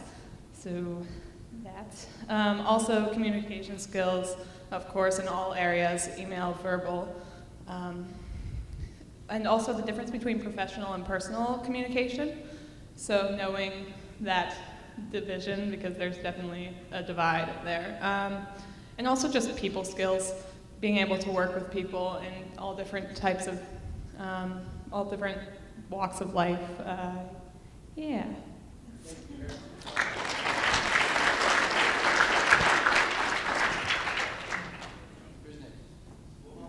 All right. Hello, I'm Justin Ma.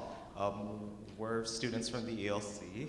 What we thought would be most important was social communication skills, and on that line, making sure that every student feels that they're accepted at school and that they belong. So maybe programs like team sports, that way they can keep active and they can socialize with other people. Because socialization, we feel, is one of the most important, because it avoids the feeling of ostracization, of loneliness, and that's been proven. Loneliness has actually created a physical pain. Like, it can cause migraines and like muscle pains. Ostracization is really basically a physical wound, so we feel we want to avoid the pain by allowing students to be involved in their community, and that's like through sports and for like community activities, and so that's what we feel is most important. We also feel that the ability to problem solve and to think independently, and we can do that again through sports and activities, because when you're out on the sports field, you're not going to have your coach all the time yelling at you to do what they want to do, so it makes you work as a team.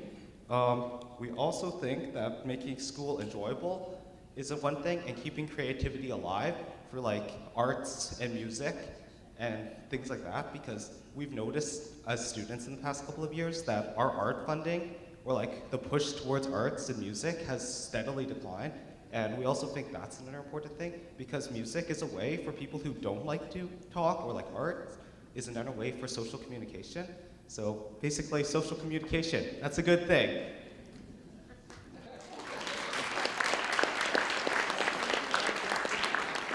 Thank you so much. Is this a well-dressed group of students or what? Look at these people here. Amazing. Who's next? Who'd like to go next? Over here.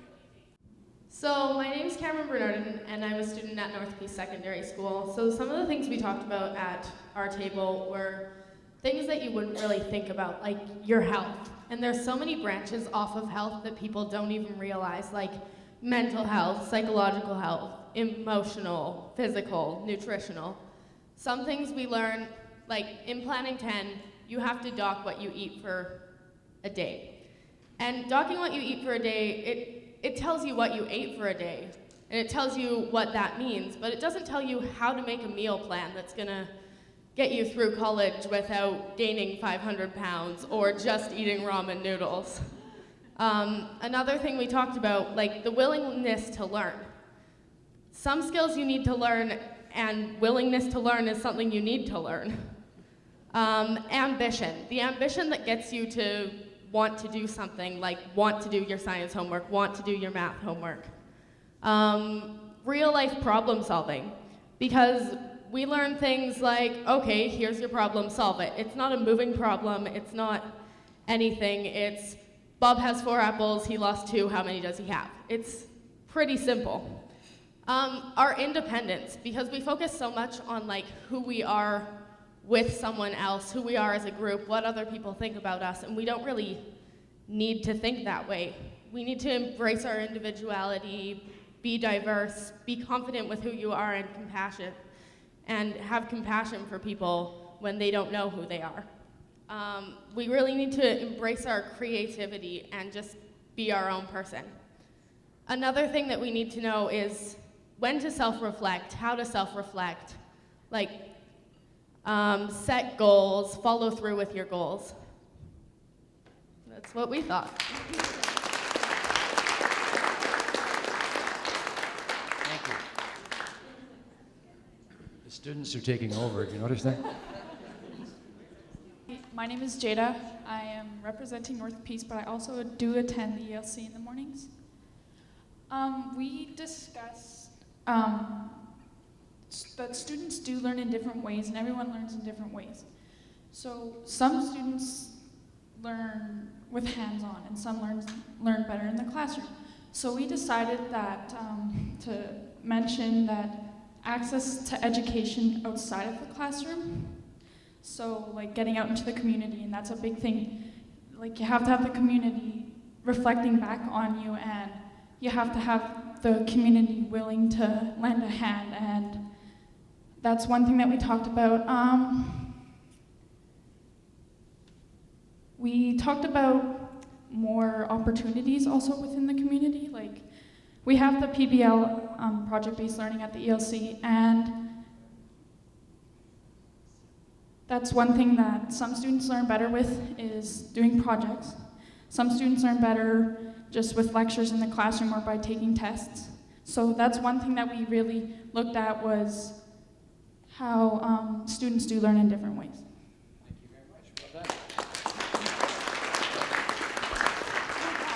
Hi, my name is Liza, and I'm a teacher from Hudson's Hope. And I think we here at the table, we do have one very well-spoken student. She seems to have left us for a bit. So we were chatting about the competencies, and we came up with innovative thinking, inquiry, right? So the ability to ask questions rather than just focus on obtaining the answers, or I guess focus on learning the answers. Flexibility and adaptability, right? If you think about how in this day and age, you're not really going to get the opportunity to stay in one career necessarily for your entire life. You're going to have to change with the times, right? You may find yourself engaging in several different jobs, several different careers in a lifetime. Financial literacy, very big one, right? Learn all about your credit card before it learns about you. Collaboration, how to take on a leadership role within a group, how to delegate responsibilities when you're working with another group of people. Initiative, very important. Strong work ethic, especially when you are working independently. So you're not given a bunch of work and oh my goodness, 2 months later it's still not done, right? You have the ability to set your own timetable and meet your goals as you need to.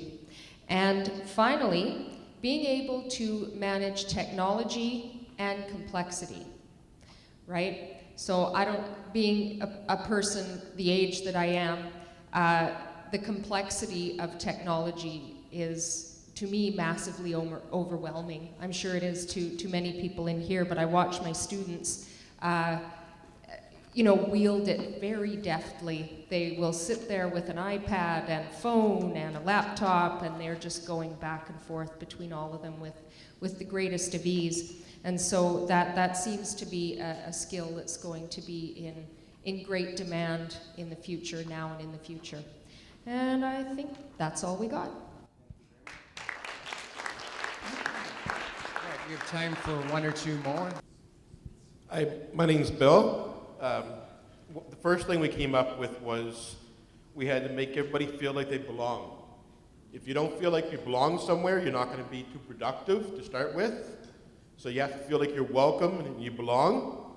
And then we were talking about children have to be responsible from an early age, right from the beginning kind of thing, taught to be responsible and not be, for better words, babied. So if they have to have their shoes tied and they're 6 years old, they can tie their shoes. They tie their shoes. Their parents don't do it so they can get to the store faster. Right? Communities getting together and talking with each other. Parents, early education workers, teachers, businesses, just like we're doing here. Right? We need more of those groups talking. So if the school teachers and the daycare workers talk to each other, that's very important. Celebrating successes. You don't just look at the negatives. You find the positives, and like they do with the ELC there, we see in the video, right? They're good things. It's a good thing you did it. Right? You don't just concentrate on all the bad things. That's about it. Thanks. Thank you very much. Hi, Michelle Weeb. I'm president of the Peace River North Teachers Association. We have a lot of really important competencies that we believe that we need in our community. The first one is the ability to adjust to our climate. I have many new teachers coming up from the Lower Mainland that have never seen it so cold, have never been in this kind of cold before. They're like, how do you live here? So that's the first thing. We need people here that are critical thinkers, problem solvers, independent. If they're asked to do something, that you can trust that they're able to do it. Be able to be independent as well, to come up here, to be able to live here, to, especially if you're single and you come to Fort St. John, I find it's very difficult for my teachers to adjust to being away from their families. So there's a certain amount of independence that you need. Creative thinkers, ability to communicate in all forms, computer, verbally, one-on-one, in groups. Commitment to the community. We live here. We want people here that will contribute to our community through their taxes, and that they want to be here and that they will stay. We feel that personal awareness is also important. Self-awareness, perseverance. Rod Allen said, we need to have people with grit, that they will stick to it. Resourceful, we need team players, work well with others, collaborate. We want nice people. We want people to be nice, to have a good heart, that they're here for the right reasons. Socially responsible, would you agree with that? Socially responsible people. And I was talking, my son is home for the week from U of A. He's in a master's program there, doing research. And we talked this week about some students there that they really need soft skills and hard skills.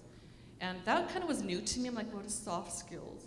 And he said, you know, when you're working collaboratively with other people, you have to be able to work together and share ideas and be respectful. And in some labs, he said, it's quiet and it's really difficult, it's quite stressful in that environment. But in his lab, he's really thankful that there's lots of ideas that flow and they can talk to each other. And that's a great work environment, and that's what we want. That's what we want in our communities and every place where we go, even into stores. So the hard skills being the teachable things that you need to be able to do. Can you weld? Can you fix my breaker box when I blow a fuse? Can somebody come and do my plumbing? Those are all hard skills. So these are the things that we need. We need diversity. We need everybody. In a school, we have a mini society. When we look at society, even in a community, you have this. We have it in schools, we have that in every workplace. And so we have to be inclusive of everybody. That's all that I have to say. Thank you very much. Now, if you look in front of you at the second question, let me just set the context for that. One of the themes today, you heard the minister talk about it, you heard Rod talk about it, you heard the representatives of the school districts here in the piece talking about hands-on learning or experiential learning. The second question deals with that. Some of the obvious forms of hands-on learning are the very practical things, be that welding, be that hairdressing. But in addition to that, we want you to think about experiential learning in the broadest possible way, and how we can expose more students to that. We know there's lots happening in the area here in this already. We saw and listened to kids talk about that this morning. So the question is this: how can you, in your role, whether you're in the school system, whether you're representative of business, of elected officials, or any of the organizations that we have here, how can your organization provide more experiential learning, hands-on learning opportunities for students? The BC Education Plan is poised to introduce more and more experiential learning opportunities for students, because we know that not only feeds the passion of students, but it provides so many other opportunities. So the question at your table is, how can we think increasingly of more and more hands-on opportunities, and how might your sector do that? Take some time at your table to think about that, please.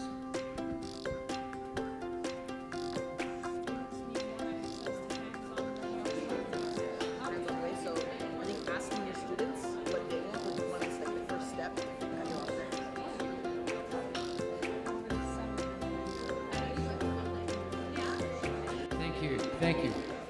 We're now going to look at the second question. And we'll just see what you come up with in terms of ways we can expand the range of experiential learning opportunities for students in the piece. Who would like to get us started? We came up with a couple of ideas here. So, students need more access to hands-on learning, it says. So, how could your sector or company provide these? First, go to the students. See what they want to do. Like Derek was talking earlier, he went to them and asked them what they would like. If we're going to, with some barriers, but I mean, go to them and say, what would you like to do? How would you like to learn? What would you like us to bring into the system? Reach out to businesses, and businesses out to the school districts. Our area is awesome with it. I mean, all the opportunities here, from the apprenticeships to the high school work experience, which is great. I have an ECE worker here, and like we said, if they bring a 16-year-old person there to work in the daycare, it's not a 40-year-old adult parent. It's a cool 16-year-old that's come to help them that they're going to relate with. And like I said to her, imagine if that student is an only child, how much happiness that would bring to them. And the other thing we were talking about was bringing outside experts into the schools to give the practical knowledge. I think Liza made a comment earlier about the bank or the credit card. So bring a banker in to talk about budgeting. Bring your nurse in, give them different opportunities from first-hand people that work in the field.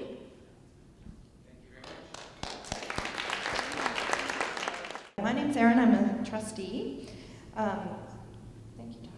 So some of the things that we were talking about here was having more conversations within the community, or having the community go to the school, or students going into the community. So it could be either or, back and forth. Connections and access, that will provide connections and access to more opportunities. Options for evaluation. So we know that we need to be evaluated, pass, fail, percentage-wise, but having different options for those types of evaluations, whether it be through project-based or through sitting down and writing a test. But allowing the students to kind of have that access to that and the ability to learn what it is that they need to be evaluated, how they need to be evaluated. And this came from a conversation we had about what's going on at the Energetic Learning Campus with the project-based learning, and how awesome our student Ty here, who was talking about it, is very passionate about what's going on there and how he is able to really learn because of his learning style doing these projects. Of course, the easy stuff, work experience, internships, and practicums. Our community is awesome for that. We're a working community, and I know that our employers in our communities are awesome about taking students in internships and practicums and work experience, and also with the new dual credit stuff at the college. Hi, my name is Ida Campbell, and I am a school trustee. And the reason that I'm starting is because one of the biggest things that we have to do is we have to collaborate. So we're going to tag team, and we're having 3 of us speak at this table. So as a board, one of the things that we can do is we keep continuing being risk takers, support our staff, and support our students, and we can partnership with our communities. And then I'm going to pass it on to our 2 students, and they're going to continue.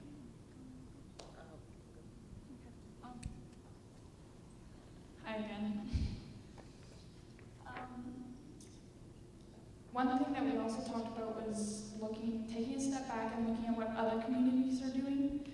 So, for example, Hudson's Hope, how they have those programs, well, maybe we can open up a program like that in Fort St. John. It's looking at what other communities are doing to make your community better, like your school system.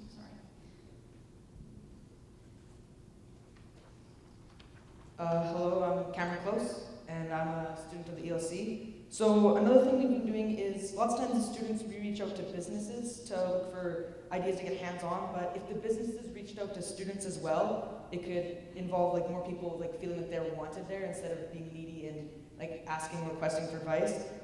Utilizing the experts and professional help in your area, like Hudson's Hope did with the horseback riding and mountain climbing. If we can find experts in our own areas in Fort St. John, we can use those to get the students hands-on and what they enjoy, and that's it.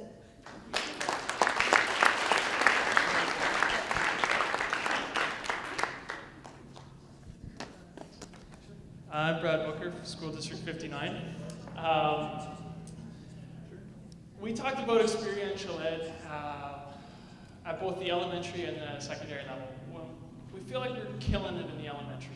They're doing a great job with project-based learning, inquiry-based learning, and it's easy.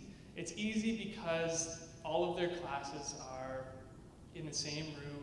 They have the same teacher, and they're studying subjects like math, English, science, socials, all in the same room. So it's easy to have a project that they can make it hands-on, get out in the community, and apply it to their learning. But to steal from Ida, we have to take some more risks when it comes to the secondary level. And to make it happen at the secondary, we've got to get out of the silos of the typical subjects, and we've all heard it before, but it's probably the biggest barrier for secondary teachers to wanting to take on experiential ed is that if it doesn't relate to their subject matter, or it's more challenging to find something that fits into their subject matter, then how do they make that happen? So we've got to encourage them to work together with cohorts of teachers, with cohorts of students, to either exercise the teacher's passion or find passions in the kids that are going to relate to what they're learning so they can get hands-on, get in the community. And I think what we're going to find is, as we do a good job with elementary school age kids, is that we're going to make those younger students advocates for their own learning. So once they get to the secondary level, they're going to be expecting this type of learning, this hands-on experiential ed. So I think we've got to tear down the silos in the secondary. And I think you guys in Fort St. John, we're learning from you with your ELC. I think that's a really neat model that, as you said, is worth studying and copying. Hello, I'm Dustin. I'm with EPSCAN Industries, so I'm more on the trade side. Being an electrician by trade, for hands-on approach, one thing that I kind of thought of was kind of unraveling the mystery around you, basically, right? Because we do take on quite a few students with our organization, do hands-on training at our shop on the rebuild side. But even just on a broader scale, kind of like the ELC is a good example. There's a lot of trades-based stuff that goes on in that building. There's not common knowledge to every like the common person, you know what I mean? So if you can kind of, it just uses the facilities that the school district already has and just kind of elaborate on the systems like air conditioning, the cooling for the rinks, heating, the electrical in the walls, the main MCC, you know what I mean? Those are all items that are there at your disposal that you can use to display our trade, right? Or others in the construction industry. So.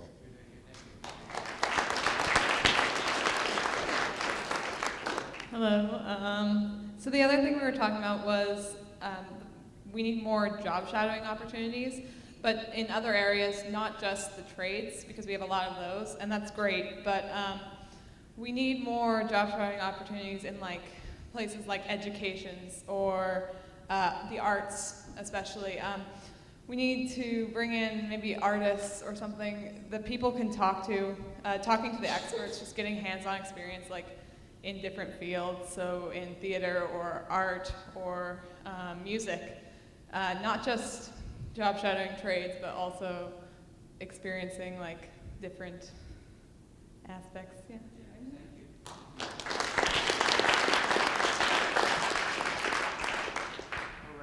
So we'll over here, and then I think we'll move on to a few minutes on the last question before we wrap up.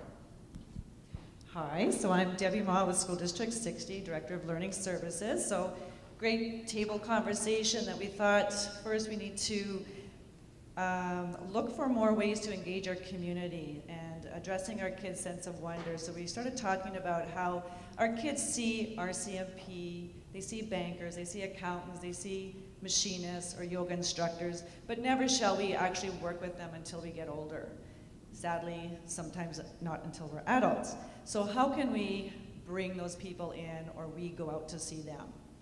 Relevant learning, relevant connections, and then through that process, we make better life choices, we've internalized it, we make better personal choices, and we learn who we are more as learners. We also thought of intergenerational, which our district and School District 60 has been a part of. So ways to work with care homes, our seniors, roots of empathy, if you want to go the other way. Apparently we have a lot of retired folk out there who are looking to be more creative. So can we engage them? And just creating more opportunities for deep thinking in our actual learning environments as they exist right now, or can we even just change that up? So how can we learn more about being problem solvers, being risk takers, being more resourceful? So things like tinkering and maker days and passion-based learning, where all kids can be involved right from the get-go. It's very inclusive, and that helps us to really find out our strengths and our interests, bring back the Lego, bring back the tickle trunks, bring back our craft boxes, use the upcycle approach, and I know we can all go into our basement and find a lot of junk down there, or junkyards in general, or all the technology that we throw out. What can we do with those that we can get our creative juices flowing and be more engaged with our learning and our growth?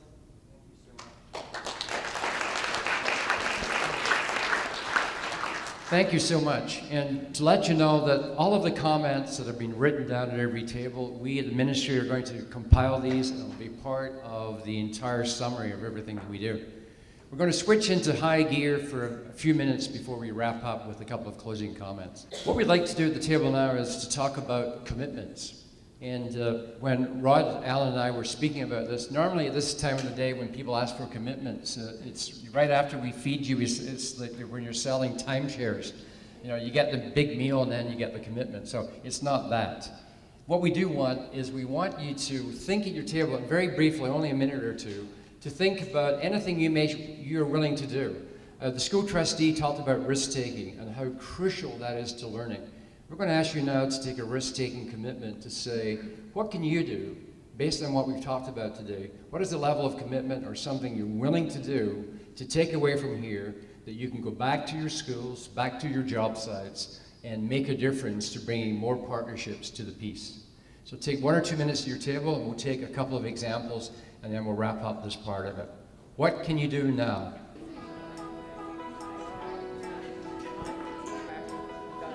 Me, myself, take the first step of this community and some things I can do.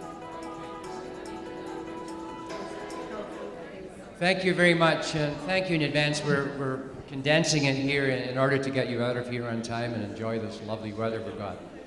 We've take a couple of examples of things you talked about where you can move beyond what's been done already in both of the school districts and move to a new level. So who would like to talk, or particularly people who haven't had an opportunity yet to say something? All right. I'm Naomi Donat, and I'm from that other group that hasn't quite been identified yet, but the parents, which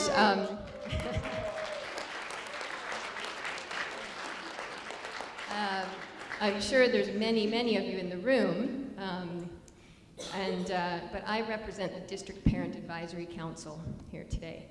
And I think there's huge opportunities for parents to get into the schools and help with that project-based learning, bringing opportunities for hands-on learning into the schools. So I don't think we should wait to be invited. I think we should invite ourselves into the schools and see where we can bring it doesn't have to be our profession, it can be an interest, and try and link up with some of the kids in the schools and give them hands-on opportunities for the things we love to do. Thank you so much. Thank you. Well, what about parents? After being neglected, not being noticed, they come up with a great commitment. So thank you very much. Appreciate it. My name is Becca, and we talked about how we need to ask the industry to do things for us. Because if we're not open about what we want from them, how do they know where to start to help us? We need to be more helpful to other students, being more kind, open, and loving, so that we can have a better learning environment. And we need to be more open about what's happening in the school district. Like before today, I didn't know that School District 59 was doing so many amazing things. And I feel like if we were more open about that towards industries, then they would be more willing to help the school districts in us achieving our goals. Thank you very much. That is, in fact, is what the purpose of today is. So thank you for acknowledging. My name is Samantha, and I'm a student from Hudson's Hope. And we talked about recognizing support to do what we have. So pretty much fundraising for outdoor ed or equine studies. So recognizing support would be like trying to get into with BC Hydro at the dam for more work experience or work experiences at the school and around town. But with the distance between here and Hudson's Hope, it's not that easy to do from a 50-minute drive. So for what we would do would fundraise, get around, do celebrations publicly, announcements with like the district Facebook page or something. Yeah, I don't really know what to say. Thank you very much. Well, right on. Thanks a lot, everybody, for showing up today. I think that's probably pretty good. This is something that's kind of near and dear to my heart, so I'm going to take one last kick at the can. We think, and Dustin, he talked about it with the ELC and the opportunities. I remember when we were first putting that building together, and the discussions with the city and Jim Rogers at the time was, you know, this is all equipment that we're using out in the oil and gas industry now. All the equipment in there is all the highest technology that they have out in the oil and gas industry. We can work together. We can put some sort of dual credit program together through Opportunities North and carry that on. I think another goal and commitment for this, for the community and the group that's been doing so well here is to keep pushing on the Opportunities North program, keep the career pathways going, and to take it from the 25 we have now and make the goal 50 for another 5 years down the road.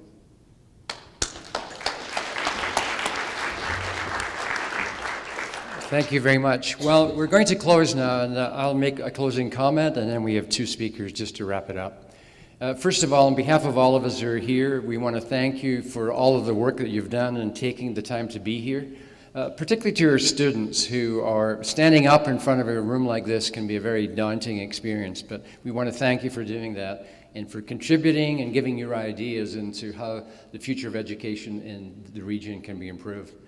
I want to take this opportunity in my role to thank Devin and Katie from the ministry and Jen for all the work they've done to make this happen. Thank you very much.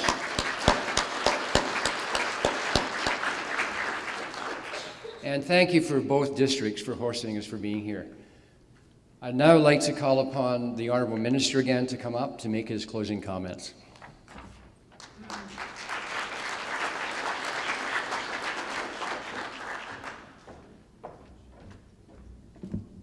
Well, thank you, Laurie. I think it's Devin's birthday today, too, isn't it? Wow.